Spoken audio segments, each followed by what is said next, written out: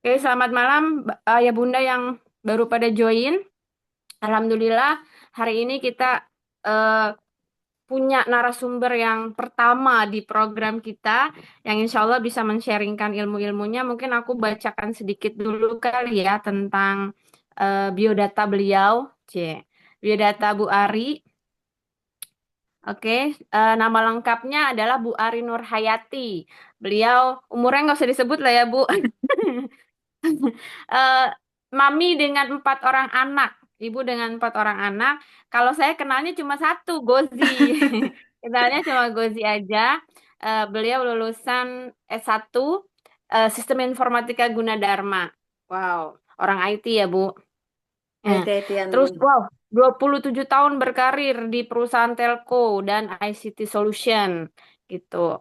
Terus 20 tahun berkarir di Indosat AM2. Wah, mantap. Nah, ini juga kenal baik dengan Bu Fance ya. Terus mulai sebagai staff di customer service, benar-benar dari bawah ya Bu ya.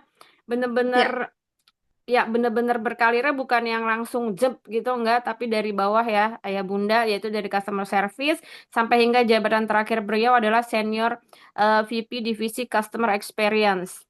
Terus 2021 pensiun dini. Usia berapa tuh Bu berarti? Empat empat 40 apa ya?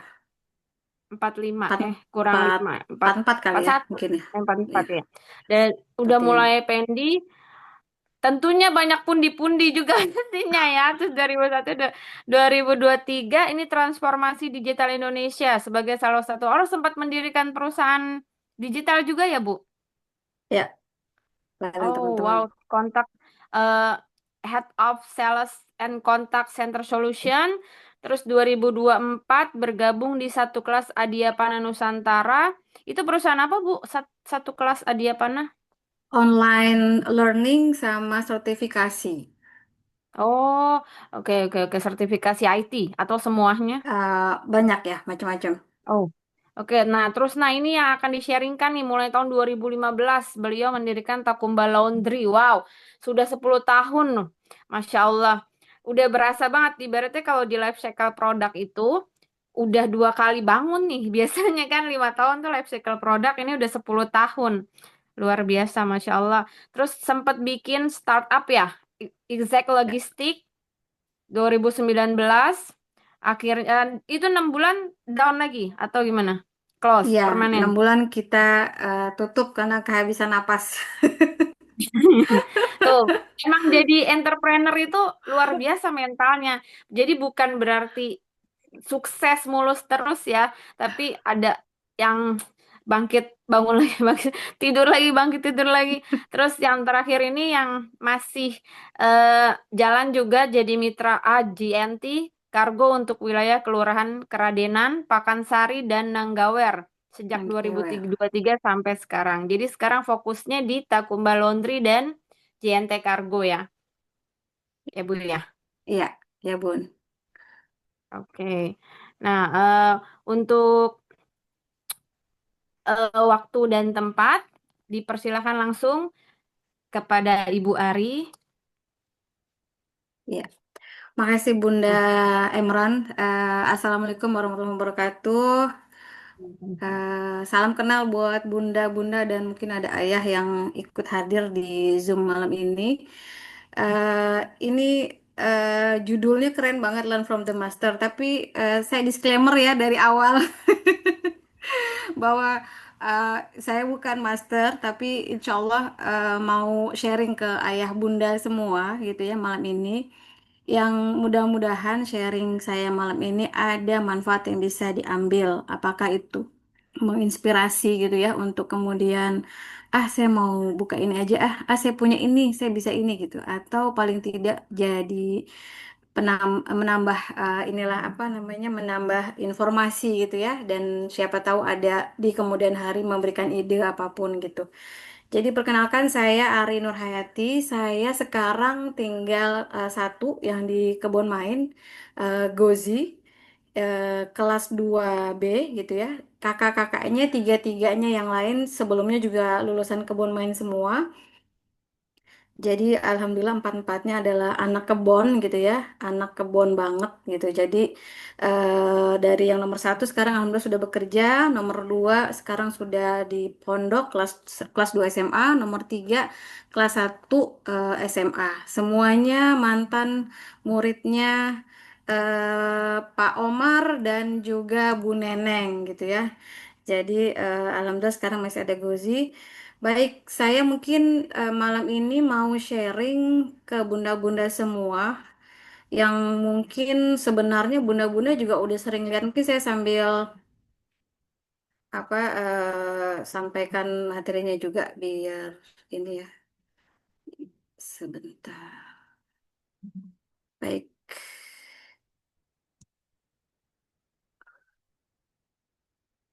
Ini mungkin bentuknya diskusi santai aja kali ya Bunda, Bunda Emran ya. Jadi kalau misalnya nanti ada yang mau bertanya, boleh langsung atau saya jelaskan dulu nanti baru tanya jawab di belakang. Nanti saya ikut aja.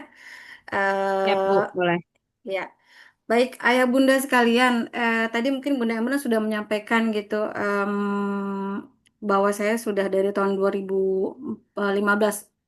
Malah ternyata ketika saya lihat kembali arsip-arsip lama 2014 ternyata waktu itu kita mulai usaha gitu ya, nyambi sambil saya masih jadi karyawan. Jadi memang benar sudah lama sekali dan kalau dibilang udah sukses jauh dari sukses gitu ya, tapi alhamdulillah ya sekarang bisnisnya sudah ya sudah jalan sendiri gitu ya, walaupun masih banyak sekali PR-PR yang harus kami lakukan. Tapi memang orang usaha itu nggak ada berhentinya untuk apa ya, memperbaiki diri gitu ya dan memperbaiki usahanya gitu. Jadi mudah-mudahan dari forum ini juga nanti saya ada mungkin ada ibu apa ayah bunda lainnya yang mungkin memberikan pendapat atau insight-nya atau pengalamannya juga mungkin nanti ketika di sesi diskusi justru malah menjadi masukan atau ilmu buat kami juga gitu ya buat saya.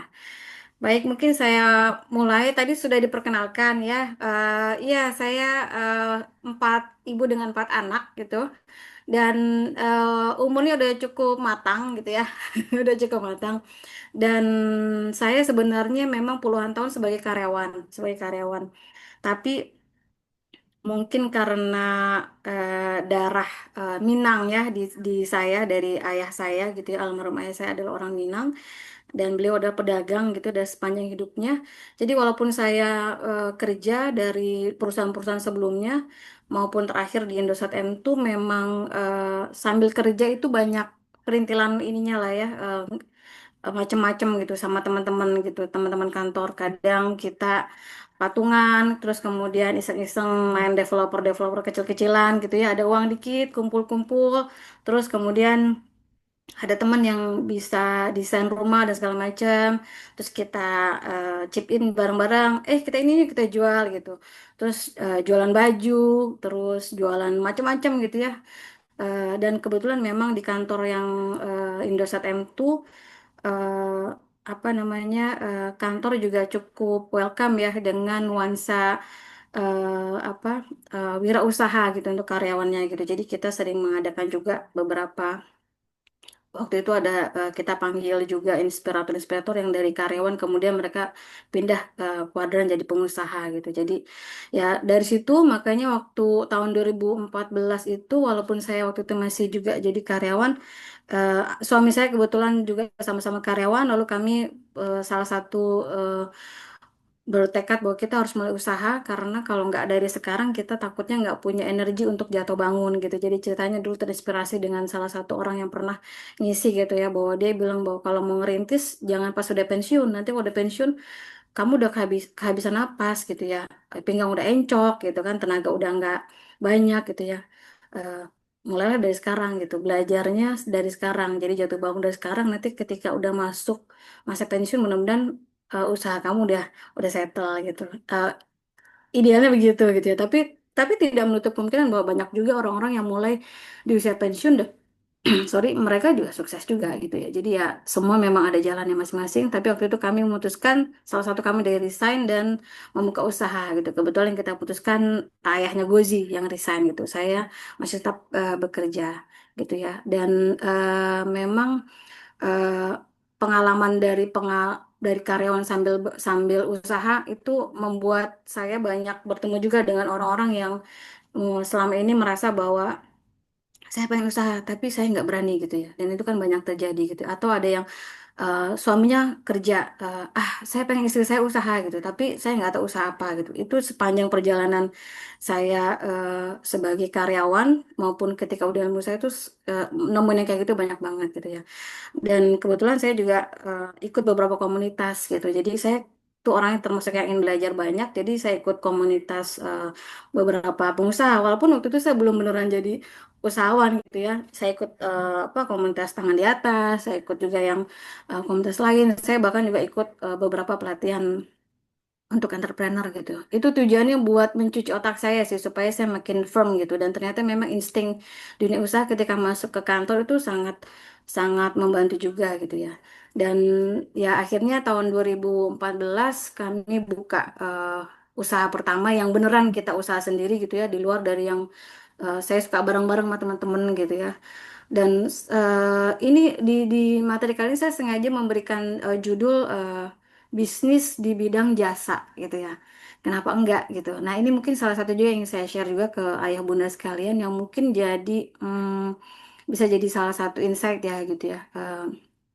Kenapa saya setelah coba ini coba itu macam-macam terus saya berpikir kayaknya saya cocok atau saya lebih prefer di jasa deh gitu ya. Dan ini mungkin saya akan share gitu. Siapa tahu ini jadi insight buat atau jadi ide buat ayah bunda semua gitu ya.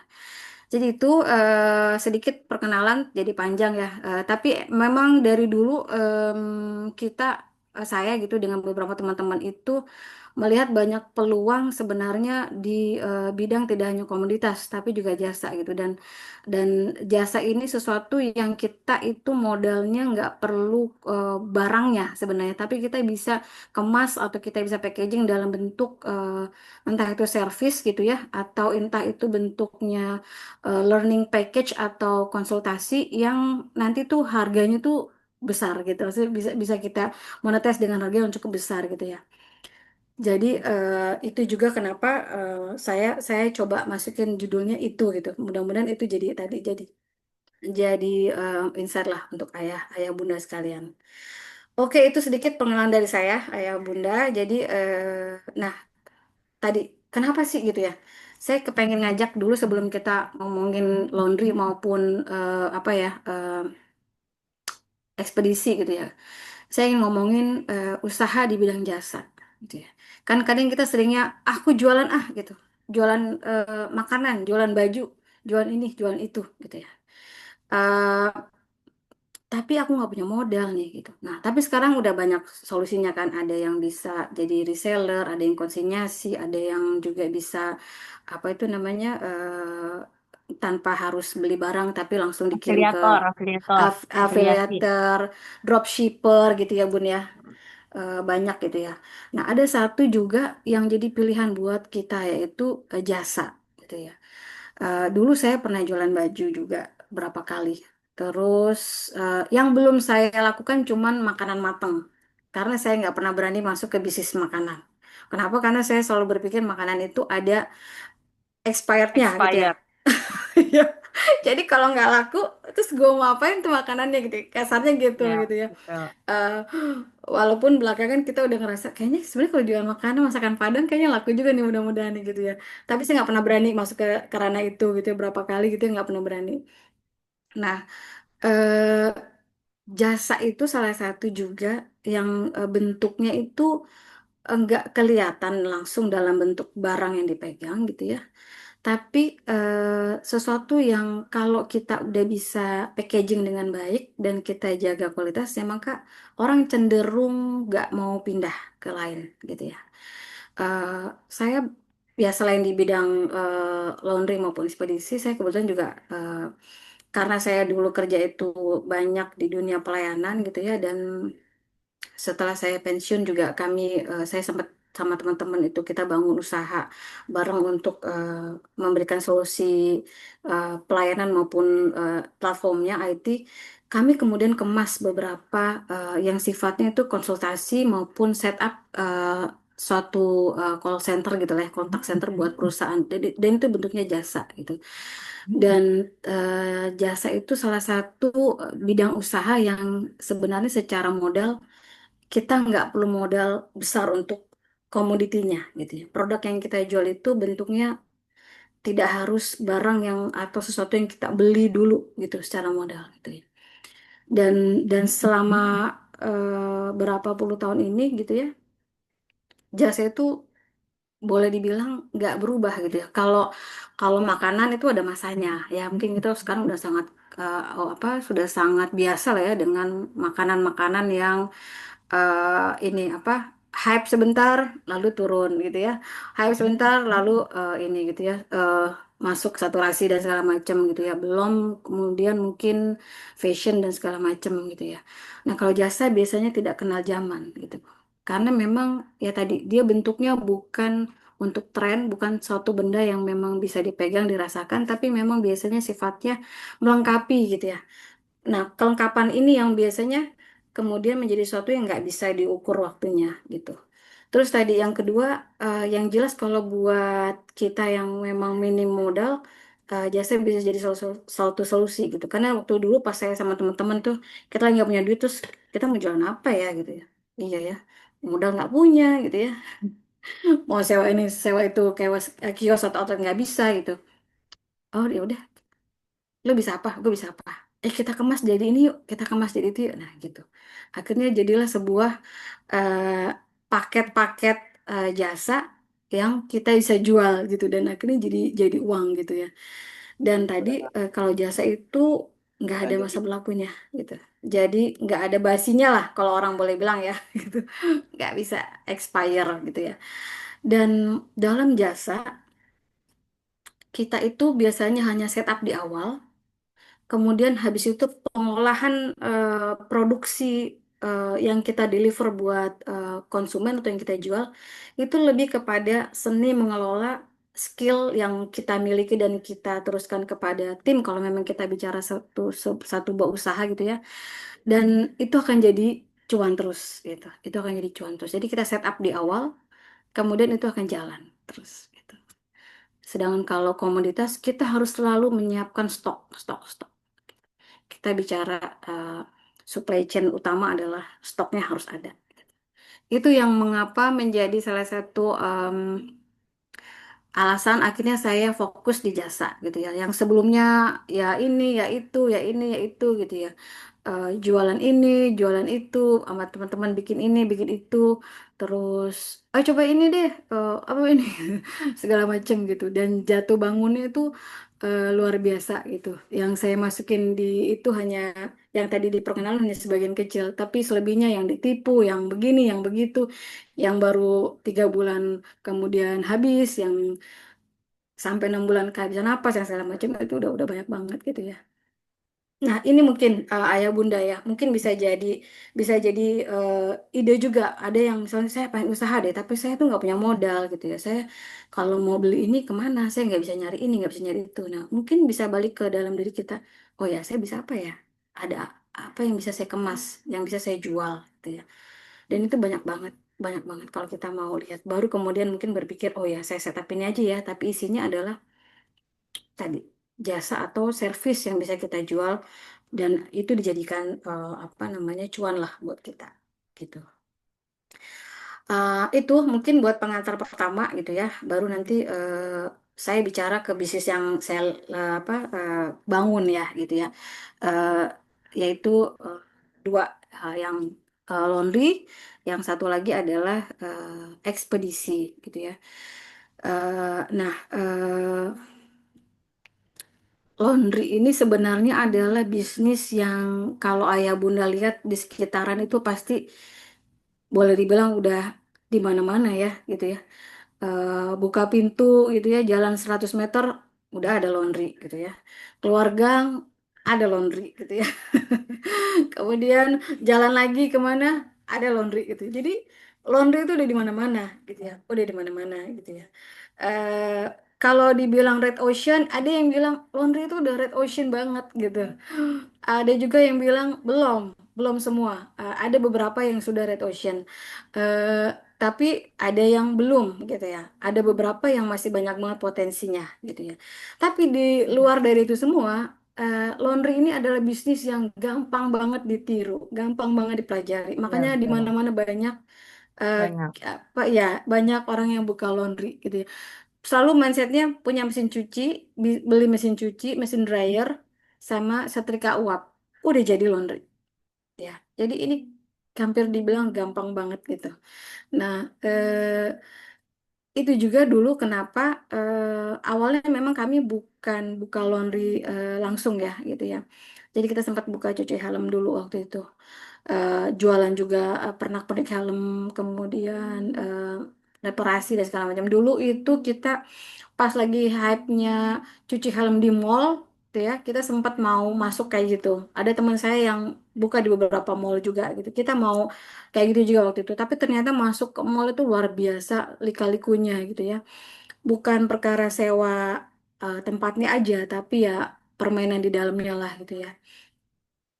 Luar biasa banget gitu. Beberapa mall yang udah kita visit waktu itu. Jadi dulu pengennya orang main ke mall, naruh helmnya gitu kan. Dulu kan udah ada beberapa kita lihat kayak gitu. eh, Akhirnya nggak jalan, lalu bukalah di depan di seberang apa pintu air sini yang dulu ada Carrefour. Jadi awalnya di situ. Nah, salah satu anak buah saya yang eh, Ibu Faja pasti kenal banget sekarang dia jadi pengusaha laundry sukses, namanya Pak Apik. Dia buka laundry. Eh, Oh, Waktu itu dia Indosat masih juga. Indosat juga betul. Jadi memang Indosat tuh banyak banget yang Benar-benar. keluar kemudian jadi pengusaha gitu ya. Dia buka laundry di depan kantor. Waktu itu dia bilang, aku pinjem duit 20 juta ke Bank Mandiri, aku buka laundry. Dia masih kerja waktu itu, masih jadi tim saya. Tiap pagi tuh dia ngantuk gitu, matanya selalu sayu gitu ya. Dan saya selalu tegur, kenapa kamu tuh tiap pagi tuh ngantuk gitu. Ternyata dia kalau malam itu bantuin nyuci gitu ya, karena numpuk. Jadi dia nggak, karyawannya udah pulang, dia punya kan masih sedikit waktu itu, dia ngerjain. Terus dia ngotak-ngotik mesin gitu ya.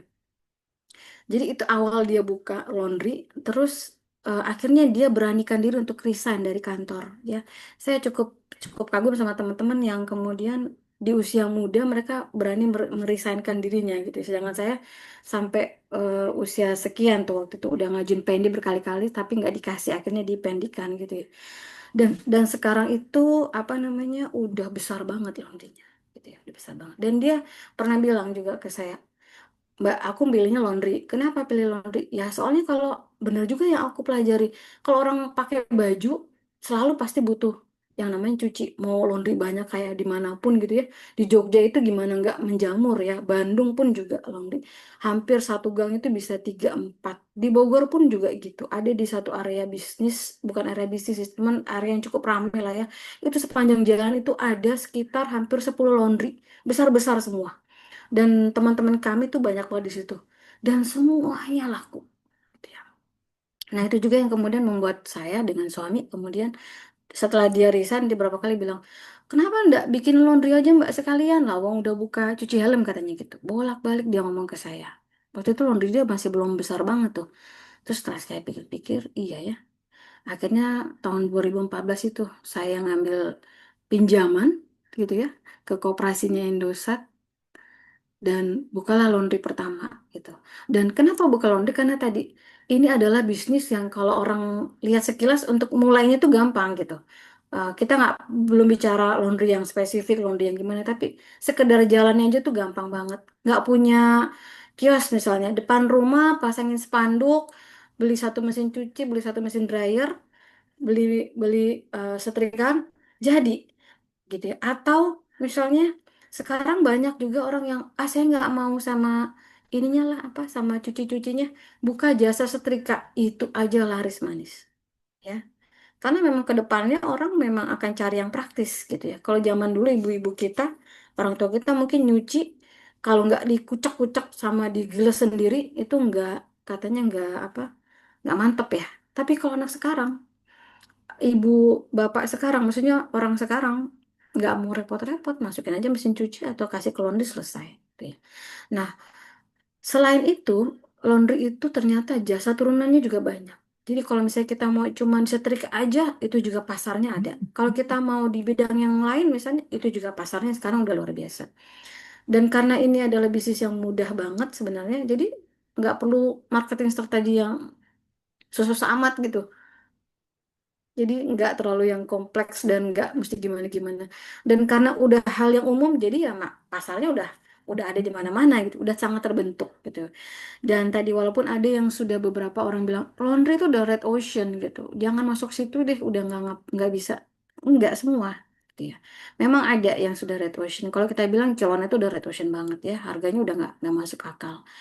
Tapi kalau kita bicara mengembangkan lagi nanti misalnya yang lebih spesifik itu masih luas banget pasarnya. Jadi ini juga kenapa kemudian kami buka laundry gitu. Nah, mungkin ayah bunda udah sering lihat nih di mana-mana gitu ya, jenis-jenis laundry yang ada. Yang paling umum dan sering ada dimanapun di setiap gang gitu ya, satu gang bisa ada tiga empat adalah laundry kiloan. Ya, Laundry ini kiloan. ya ini paling common nih yang sebelah sini ya. Ya, cuman yang penting ada meja, ada timbangan gitu kan, ada keranjang, ada apa namanya, ada Rak, mesin cuci, rak. ya mesin cuci satu pas bikin rak aja, rak dari kayu itu ya, rak Mm-mm. seadanya, tinggal pasang spanduk terima cuci itu laundry Iya, kiloan. Udah jadi. Udah betul jadi betul. gitu. Dan itu insya Allah tetap aja ada yang akan datang gitu ya. Lalu sambil belajar ngerjain yang lain, mulai dari selimut misalnya gitu ya, dan yang lainnya gitu. Dan sebenarnya cara ngerjain laundry itu sekarang, kalau dulu zaman saya buka itu sangat masih terbatas informasi mengenai laundry. Jadi kami itu ikut pelatihan-pelatihan, kemudian kami kami sama teman-teman, ada asosiasi juga, asosiasi laundry Indonesia segala macam. Kita di situ saling sharing, saling belajar. Kita datengin ahli dari Five Essec, dari segala macam lah gitu ya. Kalau sekarang tinggal buka YouTube itu ada semua. Cara nanganin ini, cara nanganin itu gitu. Jadi gampang banget gitu ya. Buat yang aduh saya nggak punya banyak modal nih mau buka laundry gitu ya, karena memang harga mesin-mesinnya memang agak lumayan kalau untuk yang mesin pengering atau dryer gitu ya, kalau yang dari luar langsung itu lumayan, satu unit itu bisa di atas 10 gitu ya. Tapi kalau kita mau pakai yang biasa aja yang ada di dalam gitu ya, yang 5 7 kilo yang konversi, itu harganya nggak terlalu mahal. Jadi paling nggak untuk modal bisa nggak terlalu besar gitu ya. Nah, kemudian yang sekarang lagi mulai banyak gitu ya, ini sudah beberapa tahun belakangan ini sebenarnya sudah banyak yang mulai ini dari udah beberapa tahun lama, tapi baru mulai 2 3 tahun terakhir ini yang sudah mulai ada di mana-mana gitu ya. Yang mulai ada di mana-mana adalah laundry coin. Mungkin ayah bunda juga udah mulai lihat. Ini juga salah satu apa namanya, turunan atau kalau saya bilang adalah variasi dari bisnis laundry yang ini makin mudah mengelolanya. Nanti di belakang saya akan kasih tahu apa ya, plus minus dari setiap model ini gitu ya. Ini saya share supaya ayah bunda bisa tahu gitu. Maksudnya di dalam bisnis laundry ada beberapa pilihan dan pilihan itu punya plus minus sendiri gitu ya.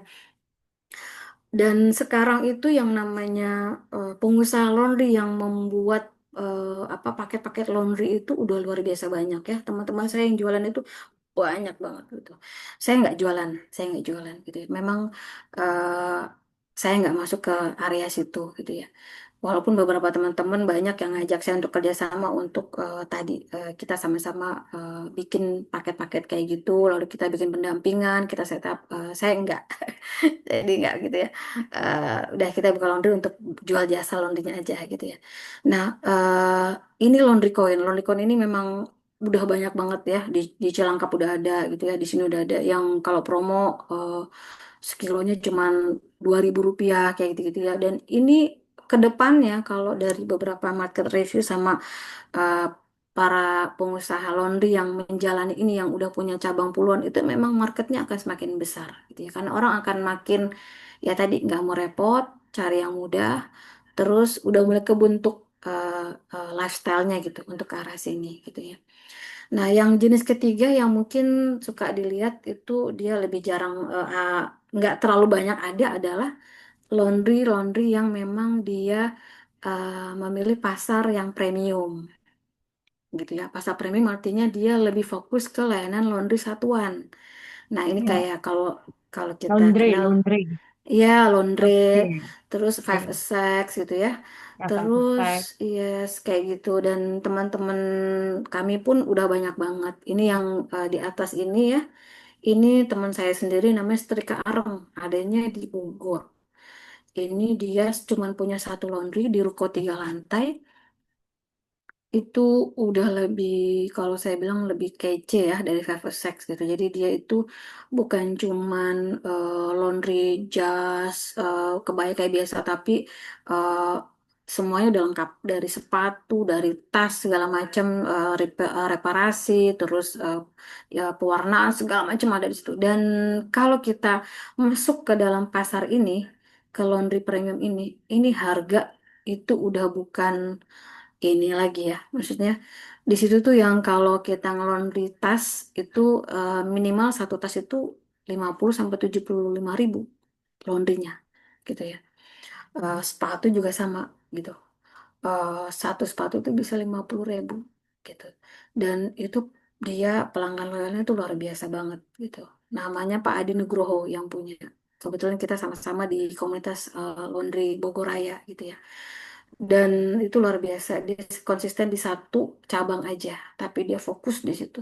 Dan itu udah besar banget gitu. Nah, laundry-laundry premium ini memang akan banyak eh, memerlukan skill ya. Karena itu bicara bagaimana menangani eh, barang-barang dengan material yang cukup spesifik gitu ya, baju-baju yang bagus kayak gitu ya. Dan makanya kenapa dia memberikan harga yang cukup mahal karena memang skill untuk mengerjakannya, kemudian peralatannya dan resikonya gitu ya, resikonya dalam mengerjakan itu. Tapi begitu dia dapat skillnya dan memang hasilnya bagus, orang percaya, maka harga udah bukan ini lagi. Beda dengan kiloan tadi gitu ya. Kalau kiloan kan kita main sekilo 7 ribu, sekilo 8 ribu, bahkan ada yang 6 ribu gitu ya. Dan itu treatmentnya beda gitu. Nah, di premium maka ada beberapa juga yang harus ditampilkan gitu. Apa dari segi penampilan, dari segi skill tadi. Tapi tentunya dari segi pendapatan juga eh, sangat ini ya, sangat menjanjikan gitu. Nah, selain laundry premium, kalau mungkin udah banyak kelihatan ya sekarang kayak kalau di Cibinong tuh udah ada pojok apa tuh pojok wash atau apa yang khusus sepatu gitu ya. Di sebelum Cilangkap juga ada satu lagi baru. Nah, ini namanya laundry spesifik yang khusus untuk penanganan barang-barang tertentu saja. Ya, ini juga salah satu pilihan untuk kita buka laundry sebenarnya. Jadi kalau misalnya kita nggak mau bergelut di kiloan, kita bisa pilih di pasar yang lain gitu ya. Laundry sepatu ini salah satu laundry yang pasarnya tuh ini banget, besar banget gitu ya. Potensinya gede banget karena anak-anak sekarang itu males ya nyuci sepatu gitu ya. Anak kuliahan, anak kantoran gitu ya. Bahkan anak sekolah gitu. Bahkan kita emak-emak juga kadang suka males nyuci sepatu ya, apalagi kalau Iya, sepatu anak-anak. apalagi anak kebon, Bu. Jarang pakai sepatu, sekalinya pakai sepatu kotor. Iya kan? Sekalinya pakai sepatu nggak berbentuk sepatunya Nah, ya. Nyucinya PR banget gitu. Nah, ini yang saya pajang di sini adalah Mosdeo. Ini punya teman saya juga. Beliau sekarang udah 50 apa 60 cabang seluruh Indonesia. Gitu ya, Mas Yudhistira namanya. Nah, laundry sepatu ini bukan hanya untuk kalangan middle up, ayah bunda. Di Yogyakarta itu ada salah satu pelaku laundry sepatu yang eh, dulu sering banget juga diajak di komunitas laundry itu. Dia itu pasarnya tuh mahasiswa gitu ya. Mahasiswa kan tahu sendiri kalau di Jogja ya banyak banget gitu ya. Dan tentunya ya harganya disesuaikan dengan pasar Jogja ya. Dan itu luar biasa. Sehari itu bisa 20 30 pasang gitu ya. Sebanyak itu orang nggak mau cuci sepatu gitu loh. Dan laundry sepatu ini itu nggak perlu alat yang mahal-mahal. Karena kalau kita bicara setup kan bisa kelihatan ya saya menampilkan fotonya dari bagian dalam. Ini kebetulan saya punyanya Mas Yudi saya ambil. Ketika kebetulan beliau salah satu pengurus asosiasi juga dan dia mulai dengan laundry biasa sebenarnya di daerah Ciputat sampai sekarang masih ada. Kemudian dia merubah konsep dan dia fokus di laundry yang nggak pakai alat gitu, nggak pakai peralatan kayak mesin cuci maupun dryer ya, karena memang mesin cuci maupun dryer tadi tadi ada investasi yang diperlukan, ada modal yang cukup besar yang harus kita siapkan untuk membeli peralatannya gitu ya. Nah, laundry sepatu ini nggak pakai alat sama sekali ya. Kalau dilihat ini nggak pakai alat. Yang diperlukan cuman meja kerja sama kayak semacam wastafel tentunya ya. Dan tentunya ada chemical atau perlengkapan sabun-sabunnya gitu ya. Alatnya cuma sikat gitu ya. Terus ada berbagai macam, kemudian kayak sponge gitu ya, atau kain. Jadi untuk men-setup laundry jenis ini itu kalau dari sisi modal itu minim banget gitu ya, minim banget. Cuman tinggal mempercantik aja outletnya gitu. Kalau memang kita mau mengambil kelas yang cukup di atas. Nah, selain sepatu, yang sejenis itu adalah tas. Tas juga sama, mengerjakan sepatu, mengerjakan tas, kemudian mengerjakan eh, kayak semacam apa sih, stroller gitu ya. Itu boneka gitu ya, itu tidak memerlukan mesin gitu ya. Jadi selain sepatu, beliau juga menerima juga tas gitu ya, kemudian stroller gitu ya. Eh, Boneka ada tapi nggak semua cabang. Di cabang beliau yang paling banyak itu adalah sepatu dan tas. Spesialisasinya di situ. Itu adalah barang-barang yang proses pencuciannya, pembersihannya itu nggak perlu mesin untuk melakukan. Jadi benar-benar manual, benar-benar oleh manusia gitu. Dan dia tidak membutuhkan tempat yang besar, yang harus sekian gitu ya, karena harus naruh alat-alat tadi mesin yang cukup banyak. Dia nggak perlu. Dia bisa di depan, ini yang saya taruh di bawah ini adalah salah satu outlet dia di daerah Kemang kalau nggak salah nih. Yang cuman di depan Alfamidi gitu ya. Jadi dia sekarang mengusung konsep yang kecil-kecil aja bisa dia pakai gitu. Ya kalau ayah bunda mungkin lihat juga yang ada di Jalan Merah Oking ya, itu kan juga tempatnya juga kecil gitu. Nah, ini jadi salah satu pilihan untuk membuka salah satu jasa turunannya laundry yang secara modal itu nggak terlalu besar gitu ya. Tinggal skillnya yang harus diasah tadi. Karena memang jasa adalah seni mengelola skill dan karyawan dan orang yang memang kita eh, apa namanya kita eh, grooming untuk bisa skill tersebut gitu. Nah, jadi ini adalah pilihan-pilihan sebenarnya jenis-jenis laundry yang mungkin selama ini ayah bunda udah sering lihat juga gitu ya. Kalau dan ayah bunda juga udah sering pakai mungkin jasanya. Kalau kepengen yang menyuci, mau nyuci kebaya, mau dipakai nanti buat wisuda anak, ya nyucinya pasti ke tempat yang, oh yang itu tuh itu kayaknya dia terimanya yang ini kebaya gitu kan. Mau nyuci jas ke situ ya. Sebenarnya sebenarnya masyarakat udah sangat tahu gitu kemana dia harus naruh gitu ya. Oh ini mau nyuci ini aja lah apa baju-baju kotor kemarin bekas camping anak taruh di kiloan gitu ya. Eh, dan udah sekarang udah banyak juga yang bergerak di bidang sepatu-sepatu tadi. Jadi memang udah cukup inilah udah cukup diketahui oleh banyak gitu ya. Nah ini rata-rata eh, masyarakat sekarang tuh sudah tahu gitu ya, sudah tahu laundry semacam apa yang mau dia datengin gitu karena sudah cukup banyak. Oke, ini jenis-jenis laundry ayah bunda. Nah, ini tadi yang saya sudah bahas sedikit gitu ya. Jadi setiap bentuk atau jenis laundry tadi itu punya plus minus sendiri-sendiri gitu ya. Tadi yang kiloan kita udah tahu banget itu ada di mana-mana.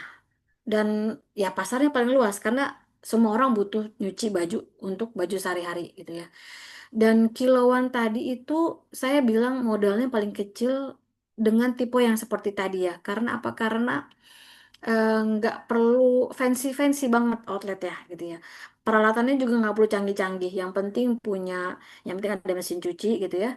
Ada tadi mesin dryer karena itu wajib ya. Walaupun ada juga beberapa laundry yang sampai sekarang itu dia pakai metode dijemur ya di bawah matahari itu pasti ada juga kayak gitu. Tapi mayoritas paling nggak punya satu dua mesin dryer gitu. Dan dengan tampilan seperti tadi itu udah cukup gitu. Tapi tentunya kita juga tahu bahwa yang namanya kiloan maka harganya pasti eh, murah gitu ya. Di Cibinong ini rata-rata harga laundry kiloan per kilonya di angka 7.000, 8.000 gitu ya. Belum ada yang di angka 10.000. Kalau teman saya itu yang Apik tadi itu Apik Laundry itu dia kiloannya aja 17.000 per kilo gitu ya. Tapi memang di daerahnya daerah Jaksel ya, Ayah Bunda. Jadi pasarnya udah ada gitu.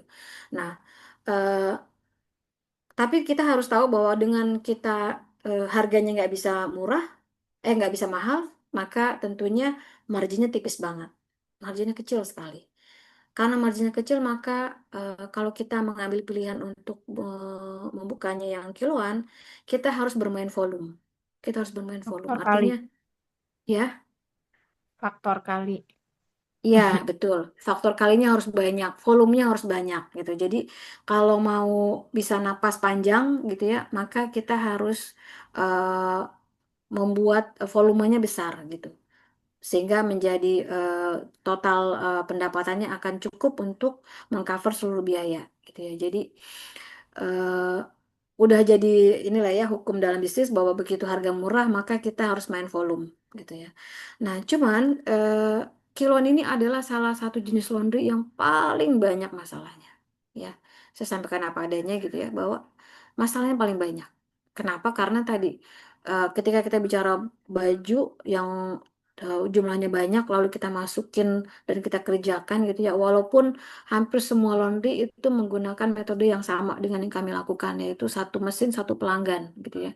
Kita nggak pernah yang namanya nyampurin baju pelanggan yang satu dengan yang lain ya. Kenapa? Bukan cuman karena itu juga tidak baik dari sisi kesehatan, karena akan bercampur gitu ya di proses yang sama. Itu juga menimbulkan masalah, karena nggak dicampur aja, kadang masih ada yang ketukar-ketukar gitu ya. Atau yang nggak ada, padahal sudah dihitung gitu ya sudah ada QC-nya segala macam, tapi selalu aja ada gitu ya. Karena jumlah yang banyak, yang kadang tuh suka ada yang nyelip-nyelip. Contohnya misalnya ada orang nyuci 10 kilo, di dalamnya ada sekian puluh lah ya. Sampai misalnya 50 piece gitu. Di dalamnya ada kaos kaki ya yang kecil-kecil gitu kan. Dan itu kita hitung semua. Kita hitung di depan, kita hitung di mesin cuci, kita hitung ketika mau di setrika, kita hitung ketika mau di eh, packing. Sudah sebegitunya proses perjalanan yang kita lakukan. Tapi tetap kadang ada yang lapor, Mbak, kok aku kaos kakinya kurang dua ya gitu. Kaos kakinya ada 10, ini cuma ada 8. Tuh. Kita cari sampai munyang gitu ya. Padahal tadi keranjangnya sendiri, mesinnya nggak dipisah gitu ya. Ada aja nyelip gitu ya. Dan hampir semua pengusaha laundry akan bilang bahwa kiloan itu adalah laundry yang banyak banget masalah. Karena tadi, belum yang tadi, misalnya kita sudah bilang di disclaimer-nya, ada TNC yang kita sebutkan bahwa kalau terjadi, apa namanya, eh, kerusakan karena bahan atau misalnya dia apa kelunturan, maka itu bukan salah kita karena yang tahu bahannya luntur atau enggak itu sebenarnya adalah customer. Dan Customer. kok kiloan itu sebenarnya nggak pernah dipisahkan karena yang namanya kiloan jadi masuk sekaligus. Tapi kan yang namanya orang Indonesia kan walaupun sudah ada tensi tetap aja ya, dan itu terjadi dan itu nggak pernah ada ininya gitu ya, dan kita ngalamin gitu dulu waktu kita fokus di Koloan. Nah, jadi memang secara market itu paling luas, paling gampang di setup.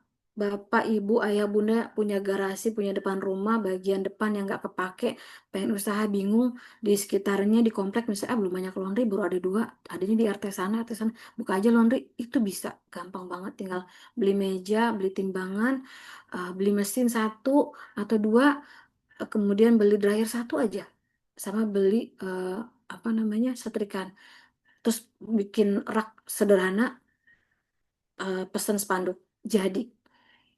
Nanti gimana ya? Jalan aja dulu gitu. Itu udah langsung. Tapi tadi begitu bergerak di bidang yang kiloan maka kita harus tahu, oh saya harus nggak boleh berhenti di sini, saya harus nambahin volume supaya nanti saya bisa napas, saya bisa mulai ngegaji ke orang, karyawannya ditambah, yang satu tambah lagi satu gitu ya, karena harga murah margin kecil maka volume harus besar gitu ya.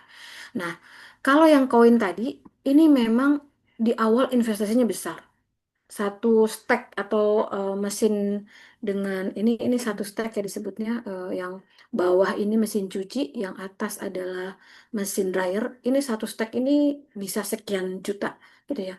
Kalau kita pasang 5 stack, 6 stack itu bisa 250 gitu ya, bisa 150 tergantung jenis atau merek yang mau kita kita pasang gitu ya. Belum instalasi air, instalasi listrik dan segala macam, belum tempat gitu ya.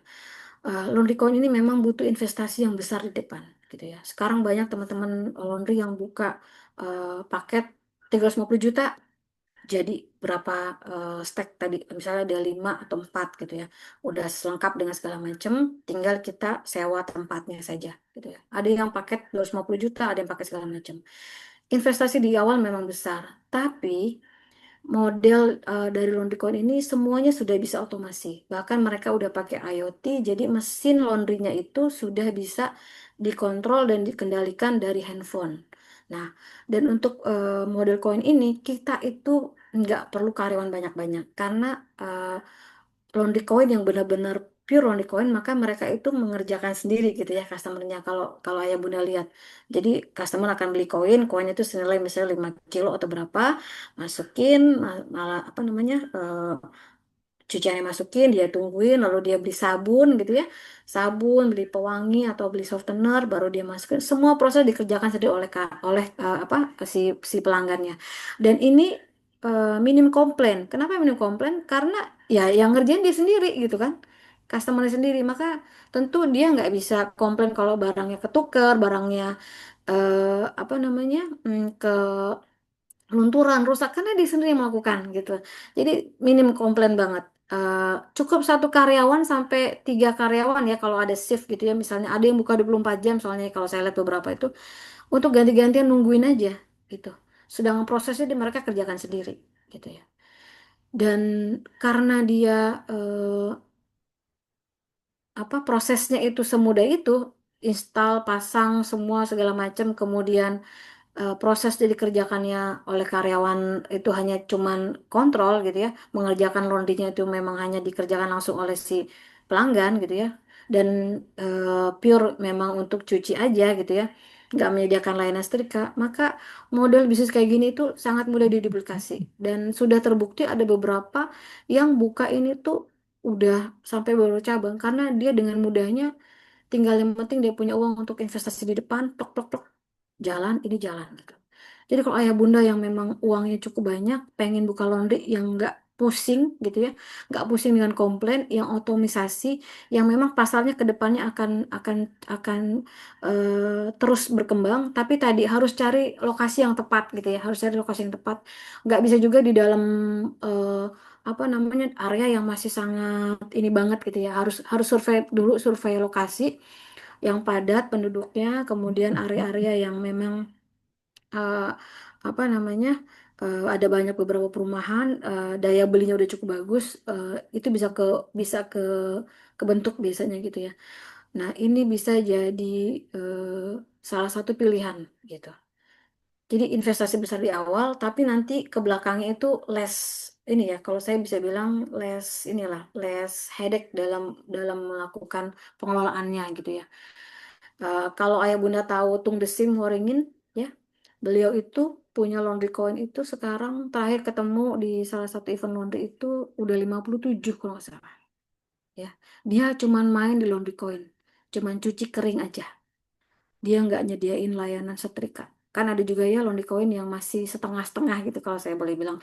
Dikerjainnya masih sama karyawan laundrynya, kemudian dia masih menyediakan jasa setrika gitu ya. Ada beberapa yang memang enggak, saya nggak mau. Saya kepengen yang benar-benar otomisasinya itu jalan dan memang cuman cuci kering. Dan beliau buka itu sekarang udah 57-an kalau nggak salah. Dan itu luar biasa kalau beliau cerita. Yang penting adalah kuncinya cari lokasi yang tepat sehingga marketnya dapat gitu. Ya. Nah, kalau premium tadi, premium itu kita bicara laundry yang di dalamnya itu memang khusus mengerjakan yang sifatnya lebih banyak manual, dikerjakan oleh kita gitu ya, oleh karyawan kita. Jadi skill di situ sangat dibutuhkan sekali.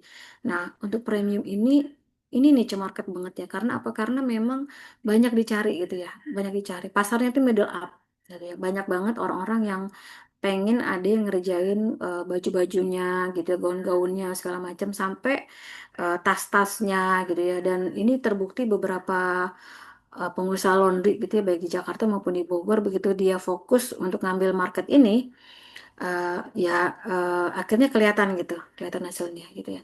Memang dalam laundry premium ini yang paling harus ditamakan adalah eh, quality controlnya gitu ya, dan servisnya tentunya. Karena apa? Karena begitu dia bisa memberikan tadi laundry premium atau satuan yang hasilnya bagus, maka ketika dia pasang harga berapapun orang biasanya akan mau, orang akan mau gitu ya. Dan kalau kita mau bergerak di bidang ini, yang paling penting harus diperhatikan adalah ya tempat atau outlet kita harus cukup representatif gitu. Karena kan kita mau jual suatu produk yang harganya di atas harga kiloan ya, di atas harga market gitu. Harus bisa kelihatan juga bahwa tempat ini memang layak gitu. Kalau kita penampilannya kayak di depan yang tadi kiloan gitu, di masih open ini gitu ya, kelihatan itu, tentunya kita nggak bisa membranding eh, produk kita menjadi laundry premium gitu. Jadi memang untuk laundry premium kita harus membuat outlet yang juga representatif. Selain tadi kita harus punya skill yang cukup, dan kita harus mengelola tim punya skill, harus ada quality control yang cukup ketat gitu ya. Dan kita harus bangun brandingnya, harus kita bangun. Kita itu premium di apa gitu ya. Kayak teman saya yang tadi yang setrika arang itu, dia udah cukup ini ya. Kalau ayah bunda mau lihat IG-nya, cari aja setrika arang, itu luar biasa. Pelanggannya dia tuh bukan cuma dari Bogor, ada banyak dari luar daerah pun. Jadi mereka kirim tuh tas-tas brandednya gitu ya, atau barang-barang brandednya, dia cuci di situ gitu. Dan ada yang dari Jakarta gitu, ada yang dari mana-mana gitu ya. Dan itu luar biasa. Jadi memang Pak Adi ini kebetulan beliau dulunya kerjanya di salah satu pabrik ya gitu. Jadi dia sangat paham memang tentang material gitu ya, material baju kayak gitu-gitu. Nah, premium ini jadi pilihan kalau misalnya ayah bunda kepengen, saya kepengen punya laundry tapi yang enggak yang inilah yang apa, nampol gitu ya secara eh, ininya profitnya, dan spesialis gitu, maksudnya nggak yang banyakan gitu ya. Karena kalau tadi kalau kita bicara kilauan, maka memang kilauan udah boleh dibilang udah red ocean ya, di mana-mana tuh banyak banget, jaraknya nggak sampai 1 kilo pun kalau kita lihat udah ada lagi, ada lagi, ada lagi gitu ya. Walaupun mereka tetap punya pasar gitu, tapi kalau premium itu boleh dilihat, Cibinong ini kan juga boleh dibilang masih jarang ya, masih jarang, dan pasarnya masih luas gitu ya. Nah, yang tadi sepatu yang saya sampaikan tadi, ini sangat minim peralatan. Kalau dari sisi investasi, cuman perlu untuk investasi di penampilan outlet ya, fitting out outletnya biar kelihatan. Kalau mau ngambil pasar yang middle up, kayak teman saya itu yang Mas Dio, dia outletnya memang cakep-cakep gitu ya. Tapi kalau mau ngambil yang tengah-tengah, kayak kita suka lihat kayak sekarang ada di Oking, pojok wash atau apa, terus ada juga di mau ke Cilangkap gitu ya. Dia juga nggak terlalu gimana-gimana, tapi dia mengkhususkan untuk sepatu aja. Memang kalau dari sisi solusi, tentu dia hanya bisa handle itu gitu ya. Tapi ini jadi pilihan kalau misalnya kita nggak mau yang tadi investasinya besar, kemudian yang banyak masalah gitu ya, potensi resikonya banyak gitu ya. Ini bisa bisa jadi apa, sorry, jadi pilihan buat kita bisa tetap bisnis di bidang ini gitu ya. Dan laundry sepatu ini juga minim banget komplainnya, karena kan barangnya spesifik ya gitu ya. Yang banyak komplain itu memang terus terang hanya di kiloan, ayah bunda. Ya, kiloan itu yang luar biasa banyak problemnya. Tapi kalau laundry-laundry yang satuan kayak gitu, itu jarang banget, jarang banget. Walaupun kadang ada, tapi nggak sebanyak ya. Kalau dibilang persentasenya itu jauh banget. Nah, baik premium maupun laundry seperti sepatu ini atau koin, tentu kalau kita mau bisa cepat gitu ya growth-nya, harus cari lokasi yang pas gitu ya, dan brandingnya harus kuat. Kemudian ini bicara skill, jadi memang harus siap dengan skill yang dimiliki oleh kita, lalu kita harus pass on, harus kita bentuk tim kita untuk dia tahu cara nanganin dengan berbagai macam jenis material, bahan, jenis sepatu gitu, jenis barang-barang yang memang di laundry di tempat kita nanti. Itu ayah bunda. Mungkin sampai sini dulu, ada yang mau bertanyakan? Atau saya lanjut dulu bun? Lanjut dulu ya. Waktunya Yuk, sampai jam berapa ada ya yang bun? mau bertanya mungkin boleh raise Oh, hand iya sampai boleh. jam Delapan Jam lima berapa? belas ya Bu, boleh Bu. Oh, oke oke, maaf nih. Kita belum masuk, Kebanyak. iya belum masuk ekspedisi. Oh iya, benar-benar. Oke, Mm-mm. Bun. Eh, Kalau ada yang mau tanya boleh. Sebelumnya saya, kalau belum ada, saya lanjut dulu ya, Bun ya. Oke, boleh Bu. Baik. Ini tadi udah sempat disinggung. Jadi ini perjalanan kami di Takuma Laundry Ayah Bunda. Jadi kita tuh mulai tahun 2010 sebenarnya dari cuci helm. Ya, cukup lama banget dicuci helm, jualan-jualan apa spare part dan segala macam sampai akhirnya kita buka tadi di 2014. Ini pertama seperti ini tampilan outlet kami gitu ya. Pakai warnanya orange gitu ya. Ini kita desain sendiri aja. Saya posisinya waktu itu di kiosnya ada di samping Inwak kalau sekarang.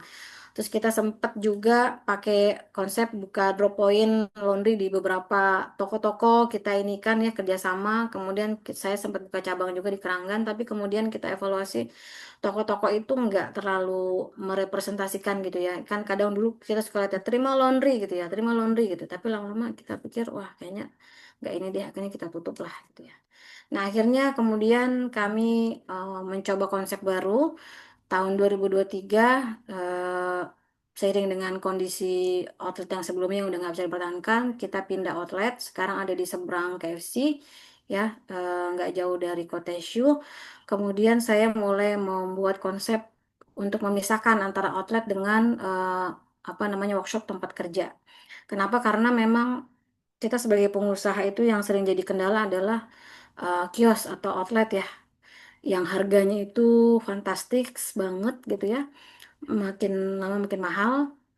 Dan Mayor Oking ini termasuk salah satu area yang cukup mahal banget gitu ya. Sepanjang Mayor Oking itu minimal itu harganya 40-an sampai 50 gitu per tahun. Dan alhamdulillah kemarin itu kita dapet yang nggak nyampe segitu, tapi tentu dengan ukuran yang tidak bisa kita pakai untuk ukuran bekerja karena kan kalau laundry tadi kita bicara mesin dan segala macam. Dan akhirnya saya coba konsep baru, bikin workshop di daerah Ciriung Dalam. Jadi ada rumah yang alhamdulillahnya nggak terlalu ini waktu itu kita coba beli, kita bangun satu rumah, kita bikin kayak pabrik dalamnya gitu ya. Saya sebut sebagai workshop dan yang di Mayor Oking itu adalah khusus outletnya saja gitu. Kami coba untuk fokus ke layanan satuan, tapi kami masih menerima kiloan karena memang ya, Kilon adalah salah satu laundry yang sudah sangat familiar gitu ya di masyarakat. Kalau kita nggak buka layanan itu juga, tentunya akan jadi apa ya? Wah, kok dia nggak buka Kilon ya gitu. Dan seringkali juga dari Kilon ada orang-orang yang sekaligus laundry satuan. Jadi kita tetap terima kiloan, tapi kita tidak fokus di kiloan. Saya tidak ngambil pasar itu. Dan akhirnya kita fokus di layanan satuan dan ini tampilan kita sekarang dan ya masih banyak kekurangan di dalam laundry yang kita punya ya ayah bunda, mungkin ada ayah bunda yang udah pernah merasakan jasa laundry kita, mungkin ada yang bilang tapi kok begini ya Win?" Nah itulah ya, masih banyak banget gitu ya, kami juga masih belajar dan 10 tahun lebih ini terus terang memang perjalanan yang nggak sebentar tapi jatuh bangunnya luar biasa gitu ya, dan sampai sekarang saya hanya punya satu outlet gitu ya. Kemarin itu pengennya bikin dua tiga tapi kemudian setelah kita renungin ulang, oke saya di satu dulu aja lah gitu ya, kemudian saya coba buka bisnis yang lain gitu. Dan kita ngalamin yang namanya workshop dibobol, barang-barang diambil itu sampai dua tiga kali, kemudian segala macam lah ya. Jadi luar biasa 10 tahun ini dan kita masih terus bebenah dan saya masih banyak PR gitu terutama di digital marketing karena sampai sekarang belum ada lagi yang khusus menghandle itu, jadi saya memang kepontal-pontal di situ gitu. Tapi alhamdulillahnya memang laundry ini sudah jalan autopilot, tim udah cukup ini ya gitu. Jadi kami sebagai owner tinggal memonitor dan memikirkan untuk apa pengembangannya. Dan selain kesatuan, kami juga fokus ke layanan korporasi. Jadi alhamdulillah ada beberapa perusahaan yang kita secara rutin punya kerjasama untuk mengerjakan bajunya gitu ya. Salah satunya ada grup Astra, kita mengerjakan seragam untuk karyawannya gitu. Tadinya kita juga mau ngerjain seragamnya Hoka Bento, tapi saya sempat tolak karena memang luar biasa itunya apa namanya SLA-nya lah gitu ya. Kita mau beralih ke situ. Nah, ini kalau di korporasi beda lagi nih itu ya. Tapi ini salah satu juga peluang juga gitu ya. Ada orang yang buka dan dia itu benar-benar nol, tapi begitu dia masuk ke kantor yang karyawannya sekian ratus untuk bajunya di laundry dan dia hidup dari situ gitu. Dan itu luar biasa karena kan komitmennya long term ya. Nah, kita pengen coba ke situ gitu. Jadi saya nggak fokus hanya di retail, tapi udah mulai ke korporasi. Nah, buat yang mau buka laundry, ya mungkin ayah bunda ada yang pengen buka laundry. Pertama, mungkin saya bisa sharing mau buka laundry kayak apa, ayah bunda. Ya, tentukan dulu mau buka yang laundry kiloan kah, yang cukup di depan rumah saya aja gitu ya. Lihat kondisi kita, kemudian tentukan mau jadi apa. Saya kepengen yang tadi tuh yang laundry koin, jadi nggak pusing ngurusinnya, punya karyawan satu dua cukup gitu ya. Atau mau yang sepatu aja deh, kayaknya nggak terlalu banyak investasinya gitu. Jadi kalau kita pengen buka laundry, kita tentukan dulu kita mau menyasar market yang mana. Kita mau bikin laundry apa. Saya rumahnya deket perumahan banyak banget. Kalau perumahan apa ya Bun? Nah kalau perumahan ya berarti kita bicara orang baju sehari-hari ya. Eh, Baju yang biasa dipakai kayak gitu-gitu. Saya punya tempat nih di deket ini perkantoran misalnya gitu. Nah, lihat market mana yang mau kita sasar. Baru kita tentukan mau bikin kayak apa. Nah, terus setelah itu, habis itu kita tentukan mau kita setup sendiri atau mau beli paket. Sekarang udah banyak banget paket laundry. Banyak banget perusahaan-perusahaan yang bikin paket laundry. Ini memangkas waktu untuk ayah bunda jatuh bangun, belajar cara mengelola laundry termasuk mempelajari penanganan laundry gitu ya. Saya ada temen, beliau seorang dokter mau buka laundry. Saya bilang saya bantu, saya kenalkan ke teman-teman yang buka itu. Eh, Bukan saya ini ya jualan cuma saya bilang kalau bunda orang yang sibuk, ada uang tapi nggak punya banyak waktu, maka pilihan untuk setup sendiri itu adalah pilihan yang sangat merepotkan. Saya bilang itu dan membutuhkan waktu untuk berproses bisa. Pangkas itu maka belilah paket laundry yang di situ ada pendampingan. Bunda bisa melesat lebih cepat, saya bilang gitu. Dan itu terbukti. Beliau baru 6 bulan kalau nggak salah. Sekarang udah luar biasa gitu ya. Nah, ayah bunda yang pengen buka laundry, setup sendiri itu juga bisa. Kami itu setup sendiri yang belajar dari nol gitu, otodidak gitu ya. Tapi banyak banget sekarang pengusaha laundry yang dia nggak mengalami jatuh bangun kayak kami. Dia memangkas waktu dan kemudian udah langsung melesat gitu ya. Karena dia mengambil paket-paket yang di situ ada pendampingan, diajarin cara promonya, diajarin begini, jalan begitu. Dan itu sekarang banyak banget gitu. Dan itu memangkas waktu. Kalau kita punya uang, kita waktunya terbatas, kita juga nggak mau pusing, ya ngapain cari cara yang rumit ya kan gitu. Jadi itu. Kemudian kalau udah tentukan baru kita setup laundrynya. Kalau pakai paket laundry itu eh, semuanya dibantuin layoutnya, setup peralatannya. Pokoknya udah tinggal duduk manis Bun. Tinggal diajarin cara pengolahan bahkan sampai rekrutmen orangnya juga dikasih tahu. Dan ada juga yang menjual sampai nyediain orangnya juga gitu ya.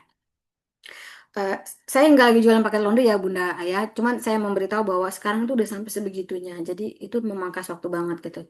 Tapi kalau kita mengerjain semua sendiri ya kita kerjakan dari awal itu juga bisa. Sekarang juga udah banyak banget di YouTube cara buka laundry segala macam, udah banyak banget. Ya jadi setup segala macam, baru kemudian setelah setup maka di fase-fase awal itu yang paling penting adalah bagaimana memperkenalkan produk kita. Jadi kita udah harus aware, udah harus mau bahwa kita harus banyak promo, kita harus banyak buang ini dulu untuk orang mau datang, mau mencicipi, mau merasakan, mau tahu, oh kayak gini loh, ternyata produknya ternyata bagus, ternyata servisnya bagus, responsif dan segala macam gitu ya. Jadi di awal-awal tentu harus banyak apa namanya marketing program atau promo program yang kita buat supaya orang kenal gitu ya. Sekarang udah banyak medianya, mau bikin sosmednya, mau bikin apa segala macam itu udah Bunda ya tinggal ini kan ya, tinggal lakukan gitu. Baru kemudian evaluasi, evaluasi. Karena di awal baru ketika kita jalanin sebulan pertama, 2 bulan pertama kita baru bisa lihat, oh ternyata nggak efektif begini, ternyata nggak cocok begini gitu. Lalu habis itu kita evaluasi juga positioning brand kita gitu ya. Setelah lewat fase promo, masih pada datang nggak itu orang ke laundry kita gitu. Kalau masa promo pasti banyak gitu ya, segala macam itu udah gak aneh lah ya. Karena memang tujuannya mendatangkan traffic tadi, mendatangkan orang banyak. Tapi begitu selesai masa promo, sebulan kemudian turun kemudian kita lihat ada nggak yang masih datang, ada nggak yang balik lagi gitu. Kalau dia nggak balik lagi berarti antara dia memang cuman promo seeker aja cuman cari, atau memang dia nggak happy. Ada dua gitu ya. Nah dari situlah kita evaluasi, evaluasi. Begitu terus ayah bunda. Baru kemudian kita evaluasi, cari ide segala macam. Nah dari situ mungkin baru bisa jalan. Gitu Bun, yang tentang laundry saya rasa itu karena Ya, waktunya mepet ya. mepet. Biasa kalau udah, biasanya kalau udah ngomong suka kita lupa waktu, Bu. Saya juga kayak gitu. Oke, Ayah Bunda sambil nunggu Bu Ari istirahat, Ibu boleh minum dulu mungkin, Bu. Terus Iya, Ayah iya, Bunda mungkin aman-aman. ada yang mau, ya ada yang mau bertanya sebelum kita masuk ke materi selanjutnya. Kebetulan Bu Ari ini kan pegang dua usaha ya, ada laundry sama satu lagi ekspedisi. Nah, dua-duanya menggiurkan. Kalau saya pribadi laundry tuh wah ternyata potensinya besar ya gitu. Seperti itu. Nah, ayah bunda juga boleh sambil minum, sambil ngemil gitu, karena kita memasuki materi selanjutnya yaitu tentang ekspedisi ya Bu Ari ya. Lanjut Ya, aja ya Bu ya, nggak apa-apa. oke baik. Oke, Oke. oke baik. Saya lanjut ke materi kedua. Nah, kok dari laundry saya lompat ke ekspedisi gitu ya. Tadi karena saya merasa bahwa memang passion saya itu di jasa dan saya melihat jasa itu adalah salah satu bidang yang tadi saya nggak perlu modal untuk komoditasnya gitu ya. Saya hanya perlu untuk mempelajari di awal, saya setup di awal, maka dia akan jalan sendiri gitu mesin uangnya. Saya dulu berpikirnya begitu. Nah, makanya kenapa saya sempat juga setup apa Ezak itu adalah logistik yang dulu kita bangun bareng-bareng. Saya join ketika itu lagi dibangun gitu ya. Tapi kita cuma 6 bulan karena kehabisan napas gitu. Kehabisan napas modalnya nggak cukup untuk jalan sebegitu besar gitu ya. Padahal itu cita-citanya adalah seperti JNT Express sekarang, JNT Cargo sekarang lah gitu. Nah, oke. Akhirnya tahun 2000 berapa ya? 2023 ya, tahun 2023 ketika saya sudah pensiun, saya berkenalan lagi dengan salah satu logistik gitu. Dan kenapa saya kemudian tertarik lagi? Karena ini adalah salah satu bidang bisnis yang nggak ada matinya, ayah bunda. Ya, bahkan ketika zaman COVID yang hampir semua bisnis itu mati ya saat itu ya. Makanan, gitu kan, food and beverage juga mati. Kemudian apalagi laundry ya, gitu ya. Kita tuh sempet, wah luar biasa. Siapa yang mau nge-laundry di zaman COVID ya? Gak ada yang mau gitu kan. Eh, yang namanya ekspedisi logistik itu ternyata malah jadi salah satu urat nadi di saat itu gitu ya. Dan kita udah sangat aware banget lah. Sekarang itu yang namanya orang belanja online itu udah kayak apa ya?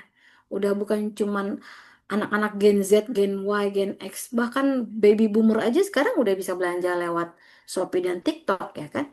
Jadi seluruh, kalau dulu saya suka mengisi materi itu, saya suka memberikan materi mengenai gen eh, dan apa namanya karakteristiknya. Sekarang itu udah ngeblend kalau kita udah bicara sosial media gitu ya, TikTok gitu ya. Ada di situ semua gitu ya. Dan itu sudah jadi perilaku manusia sejak beberapa tahun belakang sampai ke depan. Dan semua output dari orang belanja online itu kemana larinya? Pasti ke ekspedisi gitu. Nah, dan kita udah tahu juga bahwa orang tuh sekarang jualan jilbab kirim ke Singapura, kirim ke Dubai, kirim itu udah sangat sering banget gitu ya. Jadi semua itu udah jadi inilah, udah jadi gaya hidup dan kebutuhan gitu ya. Kalau kita baca beberapa ini juga reviewer itu bahwa bisnis yang akan long term sustain atau bertahan itu di era manapun termasuk era ketika ekonomi makin sulit adalah salah satunya ekspedisi logistik. Itu kenapa yang namanya kayak bangsa Cina itu dia berani invest segitu besarnya untuk bangun Silky Road itu ya, untuk bangun salah satu jalur untuk distribusi ekspedisi dia sejauh itu. Karena selain dia nanti juga jadi penyedianya, dia tahu bahwa rantai distribusi itu akan tetap ada sampai manapun. Ini juga kenapa saya dari dulu itu sangat tertarik dengan ekspedisi. Jadi zaman dari saya kerja pun saya sudah bekerja sama juga sama teman-teman yang buka ekspedisi pakai bendera sendiri gitu. Itu saya berapa kali gitu. Terjun di situ sempat kelola usahanya dia juga gitu ya. Dan saya ngerasain sendiri vibe-nya tuh seperti apa. Sampai kemudian dulu tuh suka bilang, ah gue pengen buka nih kayak model JNE aja lah. Kayak gitu cuman tinggal kios, duduk manis, di setupin semua, udah tinggal terima orang datang, blok blok blok, jalan. Dapat komisi dari situ. Sesimpel itu dulu pikiran saya gitu ya. Bahkan saya akhirnya kemudian terjun sendiri, kita sama-sama bangun yang esak itu, dan saya juga pernah kelola salah satu perusahaan ekspedisi dari teman saya juga waktu saya masih aktif di Indosat M2. Nah, ini semua makanya kenapa saya bilang bisnis logistik itu kalau boleh dibilang adalah salah satu bisnis yang nggak ada matinya, Ayah Bun. Gitu. Mau yang kecil, mau cuman keagenan atau apapun. Nih, nanti di belakang saya kasih tahu. Bisnis modelnya itu ada dua. Gitu ya. Ayah Bunda sering lihat lah, ada kios-kios atau agen-agen JNE gitu ya, line parcel, atau ada yang kayak di warung tapi dia buka spanduk terima wahana kayak gitu kan. Ada yang satu kios kecil, dia di situ ada logo Lazada, ada logo si cepat, ada logo line parcel, ada logo wahana, ada logo yang lainnya. Jadi ada yang sistemnya itu adalah hanya keagenan saja, ada yang eksklusif maupun ada yang terima enggak eksklusif gitu ya. Beberapa brand dia menuntut eksklusif ya. Kayak JNE dia minta eksklusif. JNT juga minta eksklusif. Tapi kayak Wahana, Line Parcel, kemudian beberapa yang lainnya itu tidak semua minta eksklusif. Ada yang bisa gabungan. Terus yang kedua adalah sekarang JNT Cargo membuka yang namanya Mitra Last Mile. Ini satu-satunya brand ekspedisi yang buka model bisnis Mitra Last Mile baru JNT Cargo. Karena kalau yang lainnya belum ada. Nah, setiap model ini punya potensi cuan sendiri-sendiri gitu ya. Keagenan kalau ayah bunda suka lihat itu mereka dapat komisi. Komisinya dari paket yang mau dikirim gitu ya. Nah, paket yang mau dikirim ini karena sekarang tadi ada yang namanya booming di marketplace, itu semua seller marketplace kan dia akan ngebuka, tentu ayah bunda yang jual online pasti udah sangat familiar ya, buka ekspedisi yang mau dia ini ya, yang mau dia sediakan. Nah dari situ ayah bunda akan ngedrop atau minta di pick up lah ya gitu ya. Kalau yang udah punya langganan mungkin di pick up sama langganannya, tapi kalau yang enggak dia akan cari outlet-outlet yang menyediakan drop point untuk naruh paketnya. Apakah itu Lazada, sekarang dia pakai Lex Express atau Shopee gitu kan. Shopee ada yang pakai SPX maupun ada yang pakai yang lain atau apapun. Dari setiap paket itu maka keagenan ini tadi mendapatkan komisi. Ya. Dan keagenan itu biasanya dia sifatnya duduk aja atau diem aja gitu ya. Dia diambil paketnya, datanglah yang pick up gitu kan. Tapi ada juga model keagenan yang dia harus mengantar paket yang dia terima. Ya, JNT Express salah satu yang kayak gitu. Jadi paket-paketnya dia ada aturan kalau untuk yang kategorinya drop point ini dia harus ngantar sendiri ke mini hubnya dia. Ups, aduh. Ini saya tuh nyetrum gitu. Terus apa namanya line parcel. Line parcel dia memberikan dua pilihan. Dia boleh di pick up atau dia nganter. Itu perbedaannya adalah di komisi. Kalau di pick up dia dapat komisinya 25 20% sampai 25%. Kalau kita yang nganter ke mini hubnya dia, kita dapat komisinya 30%. Jadi kita dapat komisi dari harga ongkir yang tercetak di resi gitu. Nah, e-commerce nanti kita dapat komisi dari semua paket yang ditaruh, tapi komisinya beda sama yang reguler karena kan mereka ada kerjasama, ada skema, ada segala macam gitu ya. Tapi e-commerce itu tuh ibaratnya tuh cuman tinggal naruh-naruh, ada proses yang namanya scan-scan, ayah bunda nanti setiap bulan dihitung komisinya. Nah, model bisnis kedua adalah model yang mitra last mile. Ini lebih kompleks karena di sini kalau yang mitra last mile itu kita punya kewajiban dan kita diberikan coverage area delivery. Itu yang saya lakukan sekarang gitu ya. Jadi ada kewajiban delivery selain kita juga bisa tadi terima paket yang mau dikirim gitu. Jadi ada dua model bisnis ini yang sering banyak banget ada di mana-mana. Nah, ini mungkin yang sering dilihat sama ayah bunda ya. Ini tadi yang saya bilang, ada yang cuman begini aja nih, cuman ada logo wahananya gitu ya. Ada yang Shopee, ada yang si cepat, ada yang memang eksklusif gitu ya kayak Line Parcel ini. Atau ada yang kayak dia eksklusif tapi dia buka juga yang lain. Nah, sebenarnya JNT Cargo, JNT Express itu sama seperti JNE. Dia eksklusif, dia tidak boleh ngebuka brand lain dan dia harus punya outlet khusus. Tapi pada prakteknya kami juga terima gitu ya. Kami juga terima. Cuman kami tidak secara terang-terangan lah gitu membuat apa spanduk dan segala macam. Tapi ada beberapa yang juga pasang spanduk gede-gedean dan ya selama ini sih aman-aman aja ya, aman aja. Itu. Tapi intinya ini jadi pilihan. Ayah bunda bisa lihat. Kalau misalnya saya nggak punya modal banyak gitu ya, tapi saya punya toko yang nggak kepake gitu ya. Nah, buka untuk yang model kagenan tadi. Saya lihat banyak banget. Itu ada yang satu toko kecil itu ada di dalam Pabuaran. Dia ini udah lama banget ada di situ. Dia ngebuka untuk menerima berbagai macam ekspedisi dari yang untuk luar negeri sampai yang lokal kayak wahana. Dan itu sampai sekarang tuh masih ada tuh. Dan dia kalau lihat paketnya tuh banyak banget ya. Dan kalau ayah bunda mau bergerak sedikit mencari seller di sekitarnya itu udah jadi salah satu nilai plus gitu ya. Cukup dengan kasih iming-iming kita pick up, maka kebayang tuh berapa banyak paket gitu ya. Awalnya mungkin cuma 3 4 5 tapi nanti coba menjelang event ya setelah event sekarang kan event sale kembar itu kan hampir tiap bulan ya di Shopee gitu ya di semua marketplace. Nah, itu jadi kayak pendapatan yang terus menerus gitu. Dan kita tinggal pilih mau yang mana gitu ya. Ada yang memang dia buka dua brand lalu dia sekat, ada juga yang kayak gitu. Ya, jadi diakalin lah karena ada eksklusifness tadi, jadi diakalin gitu ya. Ada yang memang benar-benar ini, benar-benar eksklusif. Nah, ini adalah banyak eh, contoh-contoh yang sering dilihat lah sama ayah bunda dan memang ini cukup apa namanya eh, lumayan memberikan potensi pendapatan buat buat kita gitu ya dengan model yang kagenan tadi pasif pun itu insya Allah juga akan terus karena sekarang pasarnya itu bukan cuman orang yang mau kirim paket dari dia sendiri atau yang kita sebut dengan regular tapi marketplace ayah bunda marketplace ini marketplace itu jadi salah satu traffic atau sumber paket yang nggak ada habisnya gitu. Ya, nah ini tadi udah dibahas sedikit sebenarnya di depan. Jadi apa sih yang bisa didapat kalau kita menjadi mitra dari tadi ekspedisi ekspedisi kayak tadi, brand-brand kayak tadi, yang keagenan tadi ada komisi gitu ya, bervariasi untuk paket e-commerce. Ada yang cuman Rp100 Bun. Itu contohnya Jenta Express ya. Jenta Express itu dia satu paket satu resi itu cuma 100 perak. Tapi kita bicara volume Bun, ya banyak banget gitu. Ya kalau lihat yang di seberangnya Sentra Medica tuh Jenta Express tuh bun, dia ngangkutnya udah pakai engkel bun. Bayangkan dia mayoritas adalah e-commerce, cuma Rp100 ternyata.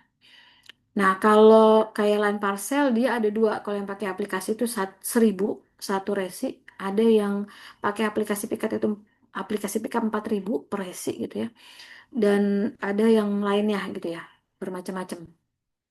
Kalau di JNT Kargo, maka yang namanya e-commerce itu untuk agen, yang cuma agen doang, itu dia dapat komisinya 7,5% dari nilai resi, Bun. Hmm. Tapi kalau yang kayak saya, dapatnya 12,5% dari nilai resi, gitu. Nah, untuk yang reguler, yang orang datang kirim, mau kirim sendiri nih, misalnya Bunda mau kirim, saya mau kirim paket doang ke Bandung, gitu. Nah, itu komisi yang didapatkan tuh lebih besar, lebih besar. Nah, kalau untuk yang agen, rata-rata itu komisinya di angka 20 sampai 30%. Tapi kalau yang kayak saya, mitra last mile itu komisinya 40%. Kenapa beda? Karena memang kalau yang agen tadi, dia itu di pick up misalnya gitu ya. Kan nggak ngapa-ngapain, maksudnya nggak nganterin langsung bun ke gudangnya atau ke hubnya. Jadi kita cuma nunggu nanti datang deh mobil pick upnya gitu ya. Tapi kalau kayak saya harus mengantarkan sendiri gitu. Nanti saya jelaskan di belakang. Nah, tapi Bunda bayangkan gitu ya. Nilainya mungkin kecil, 3.000, 4.000, tapi akumulasi dengan jumlah paket yang banyak setiap bulan. Bunda tahu JNE yang di seberangnya apa namanya pintu air ya. Itu udah berapa lama? Itu dulu pas saya buka cuci helm itu kita yang ngajarin dia untuk buka. Bahkan saya ngasih timbangan saya waktu itu. Itu. Tadinya kita mau buka di situ, tapi karena harus eksklusif dan dia minta 15 juta tuh sewanya waktu itu. Saya waktu itu nggak punya duit. Jadi kita nggak jadi buka. Dan itu anaknya yang punya tuh, karena dia nggak punya kerjaan. Udah buka aja Om. Dan lihat paketnya kalau mau lebaran. Sampai sekarang itu dia. Ya. Dan buka kemitraan itu ibaratnya bisnis yang udah settle. Ayah bunda tuh cuma tinggal ngikutin aja. Gitu. Jadi kita nggak perlu banyak setup mikir gimana-gimana gitu ya. Yang penting tinggal tadi mencari banyak seller ya. Nah, cuman pasti setiap bisnis punya resiko gitu ya, punya resiko. Kalau tadi di laundry saya bilang yang kiloan resikonya begini, yang ini resikonya begini, resikonya gini gitu. Nah, kalau di ekspedisi resikonya hampir beberapa ekspedisi saya jalanin itu semirip-mirip ya sama. Yang pertama adalah karena barang yang kita pegang itu kan barang orang ya Bun, yang namanya paket itu kan barang orang dan dia kan ada nilainya. Maka kesalahan kita dalam menghandle barang itu ada konsekuensinya gitu ya. Jadi pihak ekspedisi pun dia kan dimintain untuk tanggung jawab ya. Jadi kita bicara di luar asuransi. Tentunya kalau kayak barang-barang itu bisa diasuransikan betul.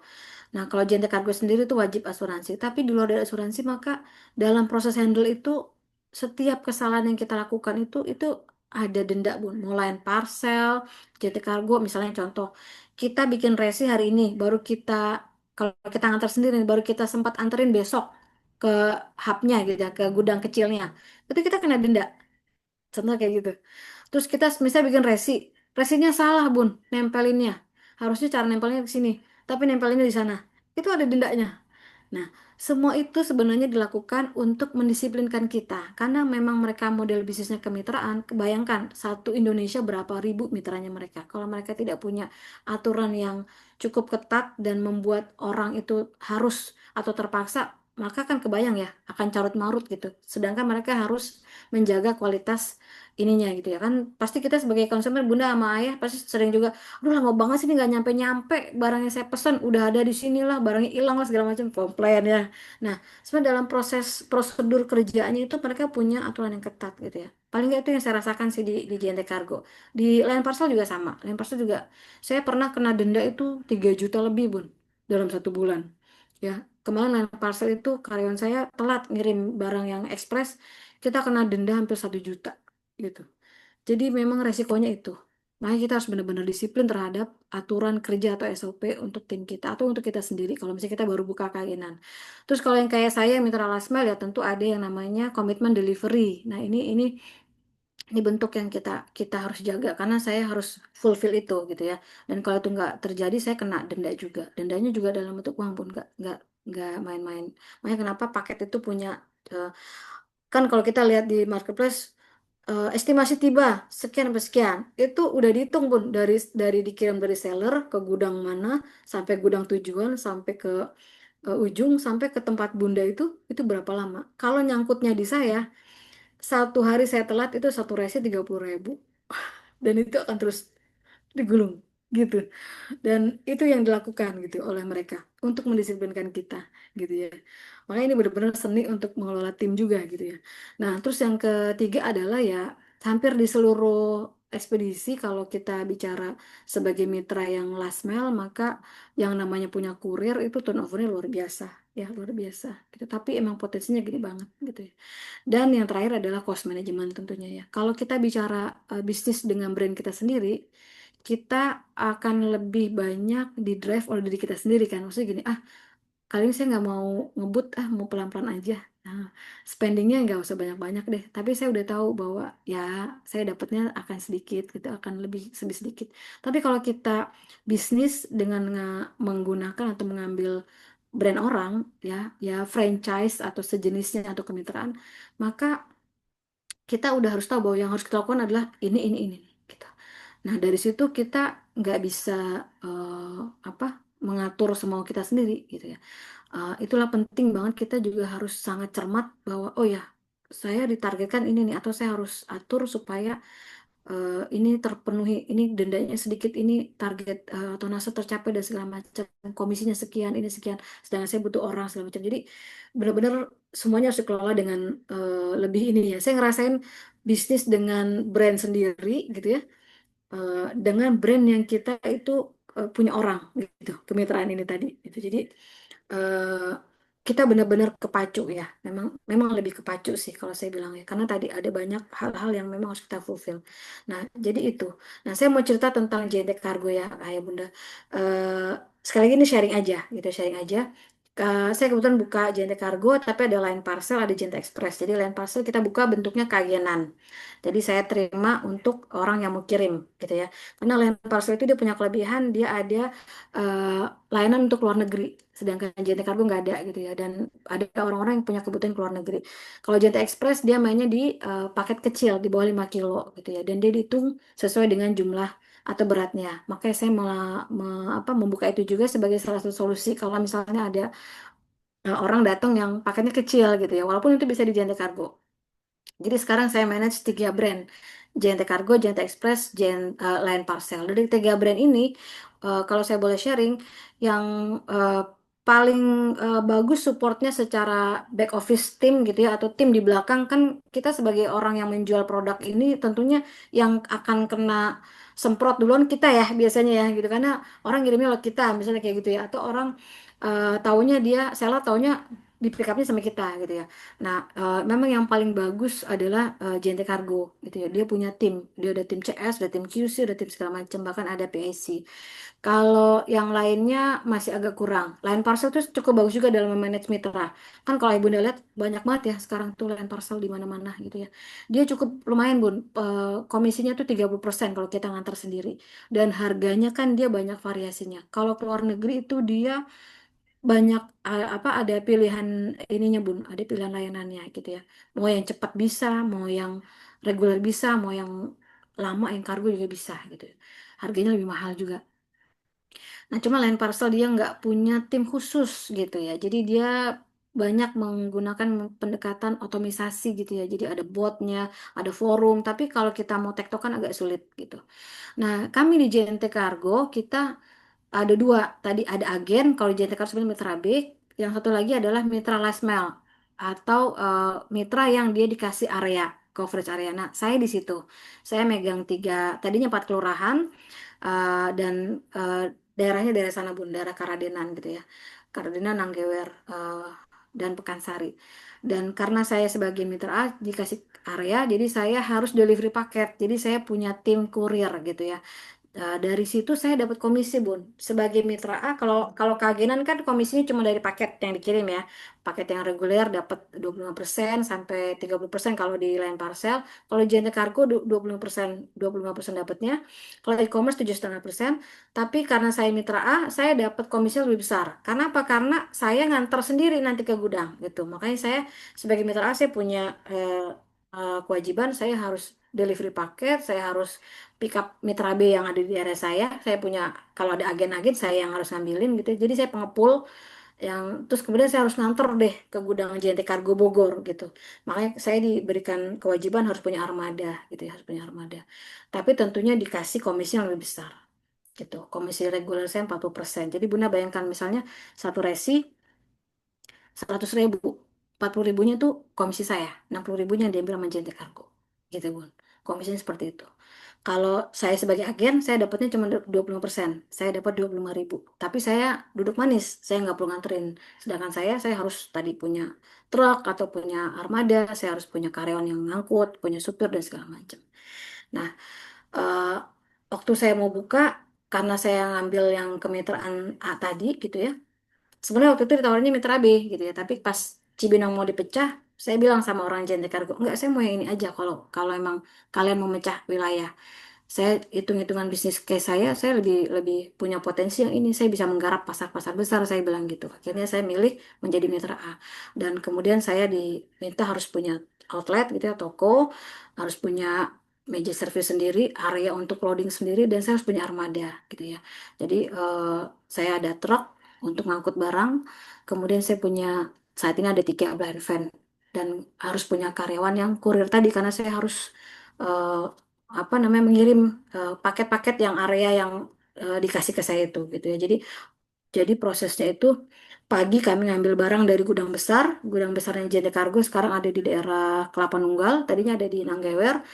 Eh, Pagi-pagi jam 4 pagi tuh truk saya udah jalan, ngambil, setelah ngambil kita taruh bawa ke outlet saya di Karadenan di depan Akropolis. Habis itu karyawan saya akan nurunin, kemudian mereka mapping sesuai dengan areanya. Setiap kurir kita tugaskan sesuai dengan area masing-masing, ya kayak Kurir yang Bunda Ayah suka lihat lah, suka ngirim ke rumah gitu ya. Kemudian ada yang pakai motor, saya punya kurir motor dan ada kurir mobil gitu ya. Kenapa kalau JNT Cargo harus ada kurir mobil? Karena JNT Cargo memang barangnya itu jumbo-jumbo. JNT Cargo adalah spesialis barang-barang besar. Kenapa saya ngambil yang kargo ketimbang ekspres? Karena sebenarnya cuannya gedenya di situ, Bun. Kalau kargo tidak ada batasan tonnase. Bunda bisa ngambil yang segede apapun dan cuannya di situ. Gitu. Itu makanya saya dulu memutuskan ngambil yang kargo. Nah, setelah itu baru paket dikirim.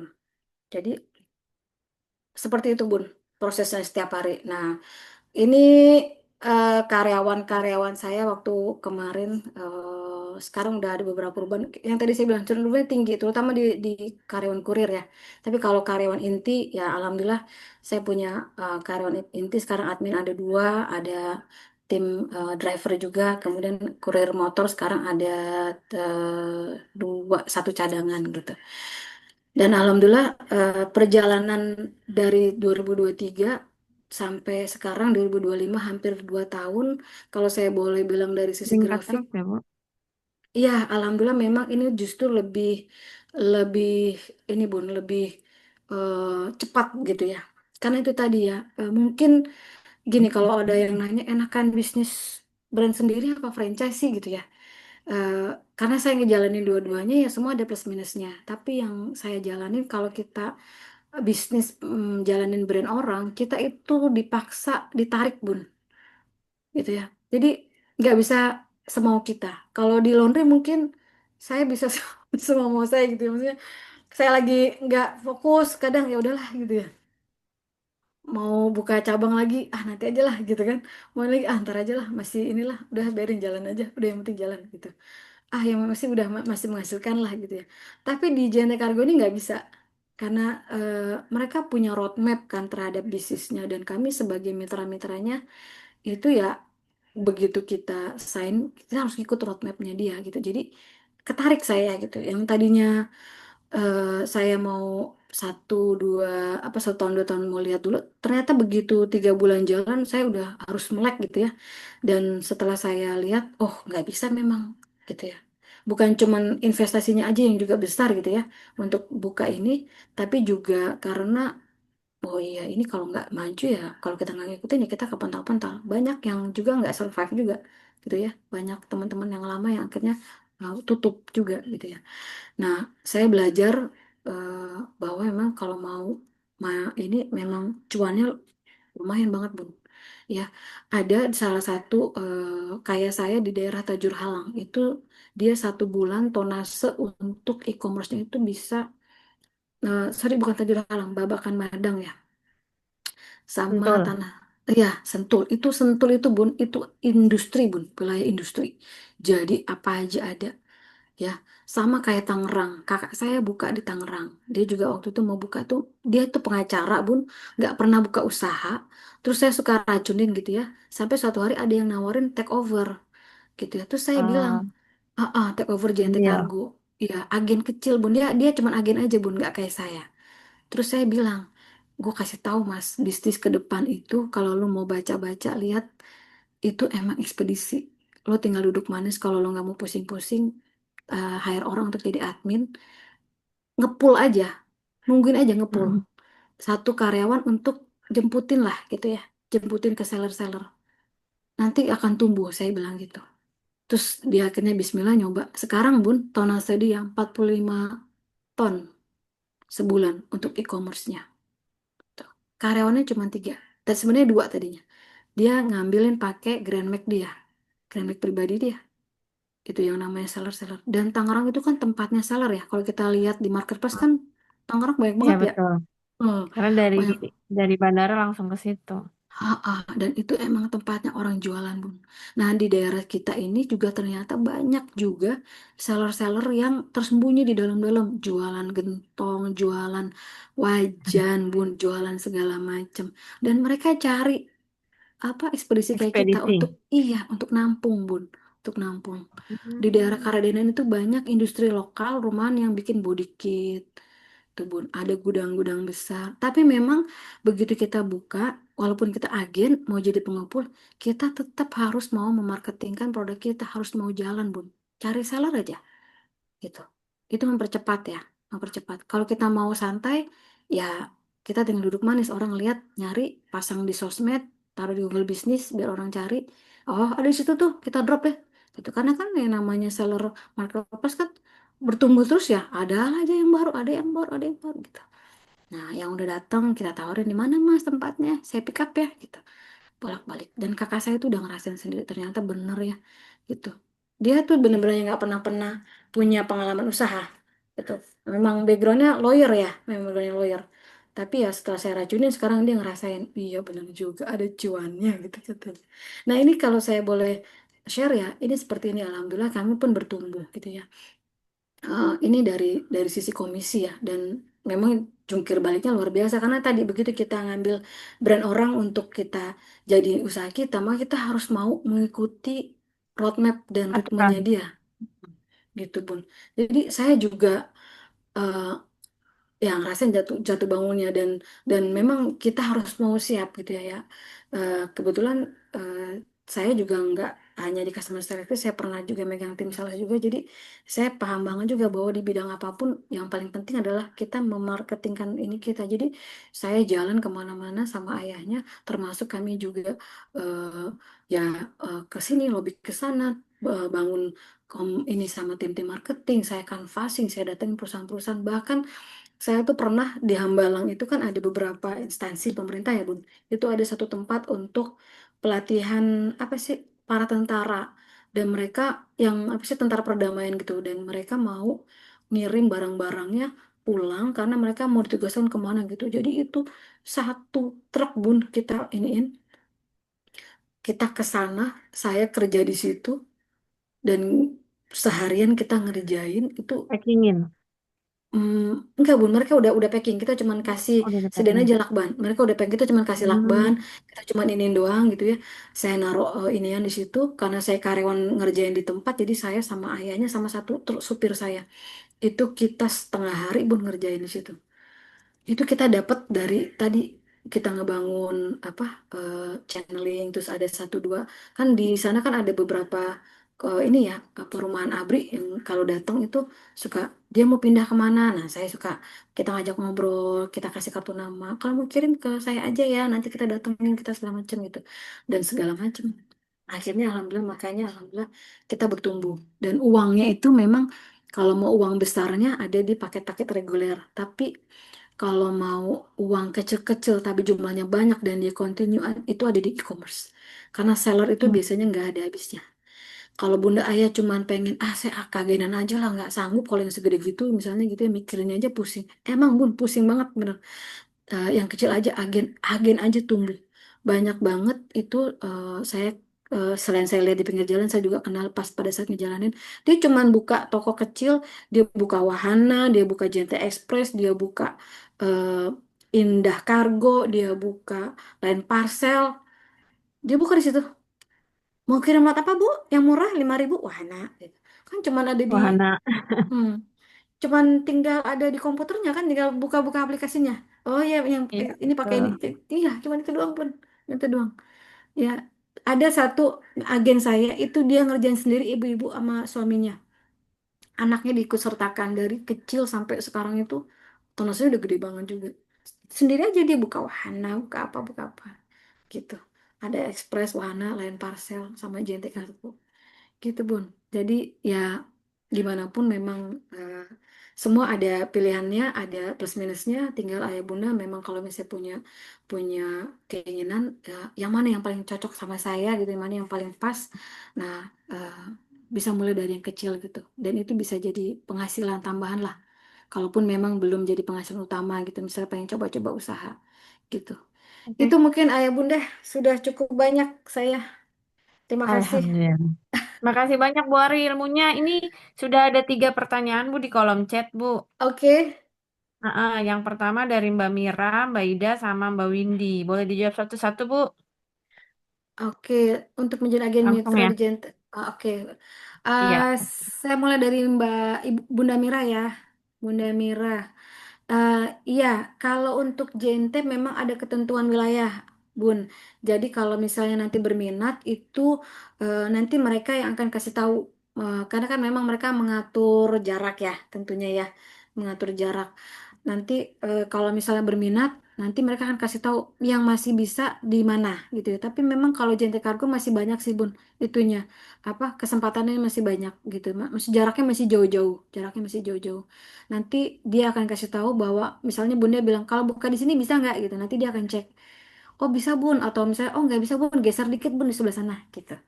Jadi memang betul ada ketentuan wilayah. Semuanya ada sama. Lion Parcel juga sama.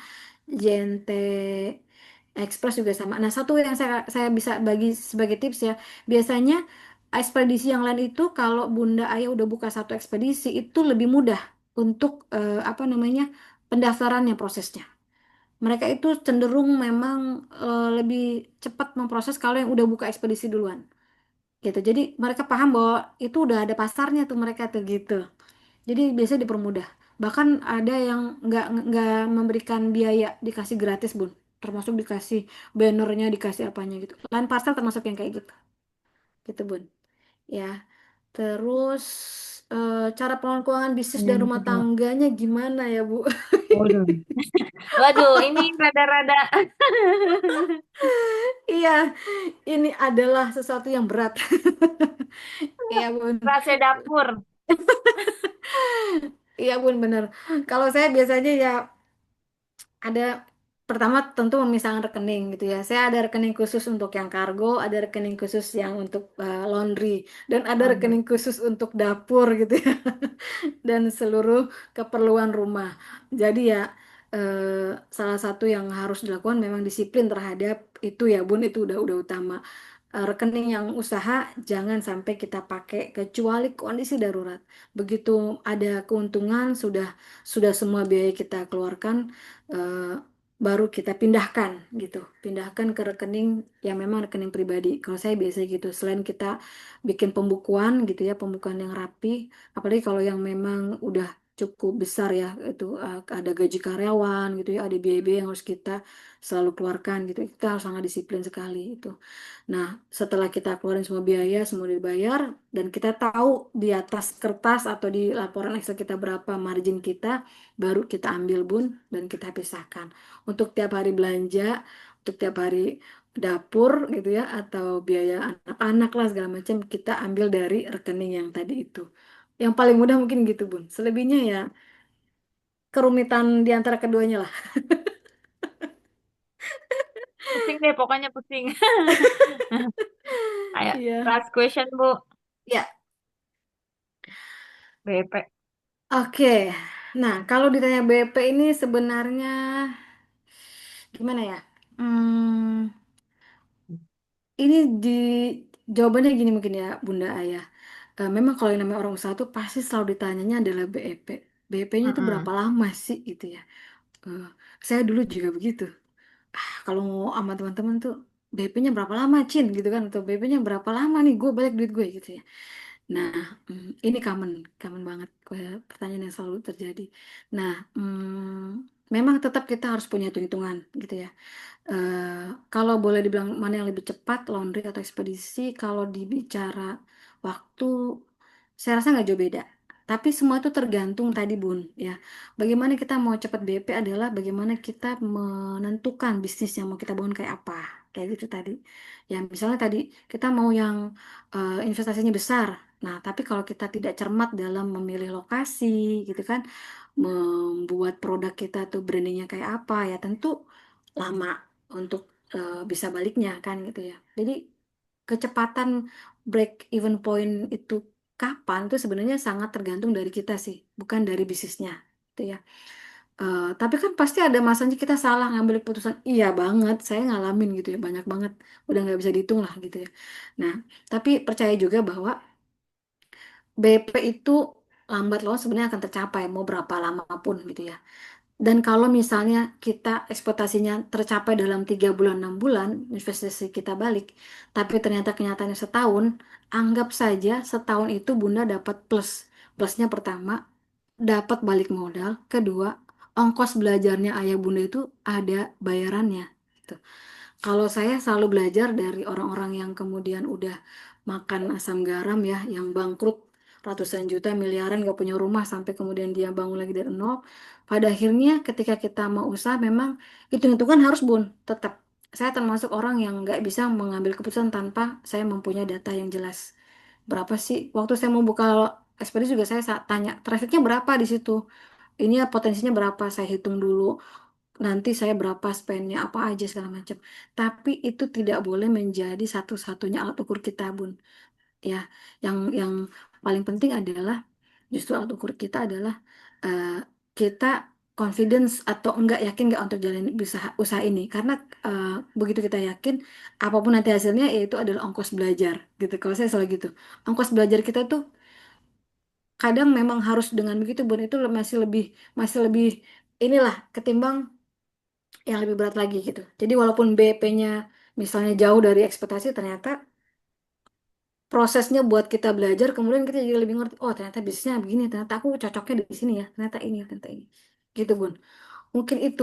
Nah, kalau untuk yang modal minim pasti lebih cepat BP-nya ya, secara hitung-hitungan matematika ya pasti, Bun. Karena kan modalnya dikit, tentu balikinnya kan nggak banyak gitu ya. Tapi tadi, kembali lagi sebenarnya adalah BEP itu tergantung juga bagaimana kita setup usaha kita itu. Gitu ya. Kita udah bener nggak memilih marketnya, modelnya, brandingnya gitu ya. Mau kita jual kayak apa, sama kita dalam proses ngejalaninnya gitu. Kalau kita mau bangun terus kemudian nggak kita apa-apain, kita berharap BP, ya nggak bisa juga gitu. Tetap harus kita ini kan tadi gitu ya. Ya tadi saya di slide saya juga saya bilang bahwa proses belajarnya luar biasa sih gitu. Dan itu sampai yang Ada. udah uh-uh, udah besar pun sama, Bun. Kalau kita ketemu Mm-mm. sama mereka itu kayak gitu.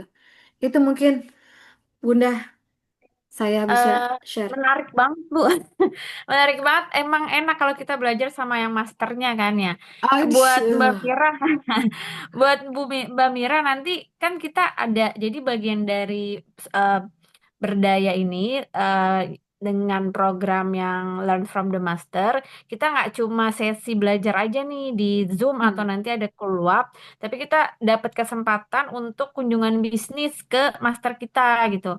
Jadi nanti Bu Ari itu mengizinkan bagi yang berminat untuk berkunjung ke usahanya, mau pilih mau ke yang Takumba Laundry atau ke eh, ekspedisinya JNT Kargonya gitu. Nanti mungkin bisa hubungin saya ya Bu ya. Itu siapa aja yang berminat, terus kita atur jadwal untuk berkunjung ke Bu Ari. Oke? Ya. Siap, Nah, siap. nah, terima kasih Bu Ari waktunya ya Allah. Ayah Sama-sama. Gozi, terima kasih juga sudah mendampingi sampai kelar.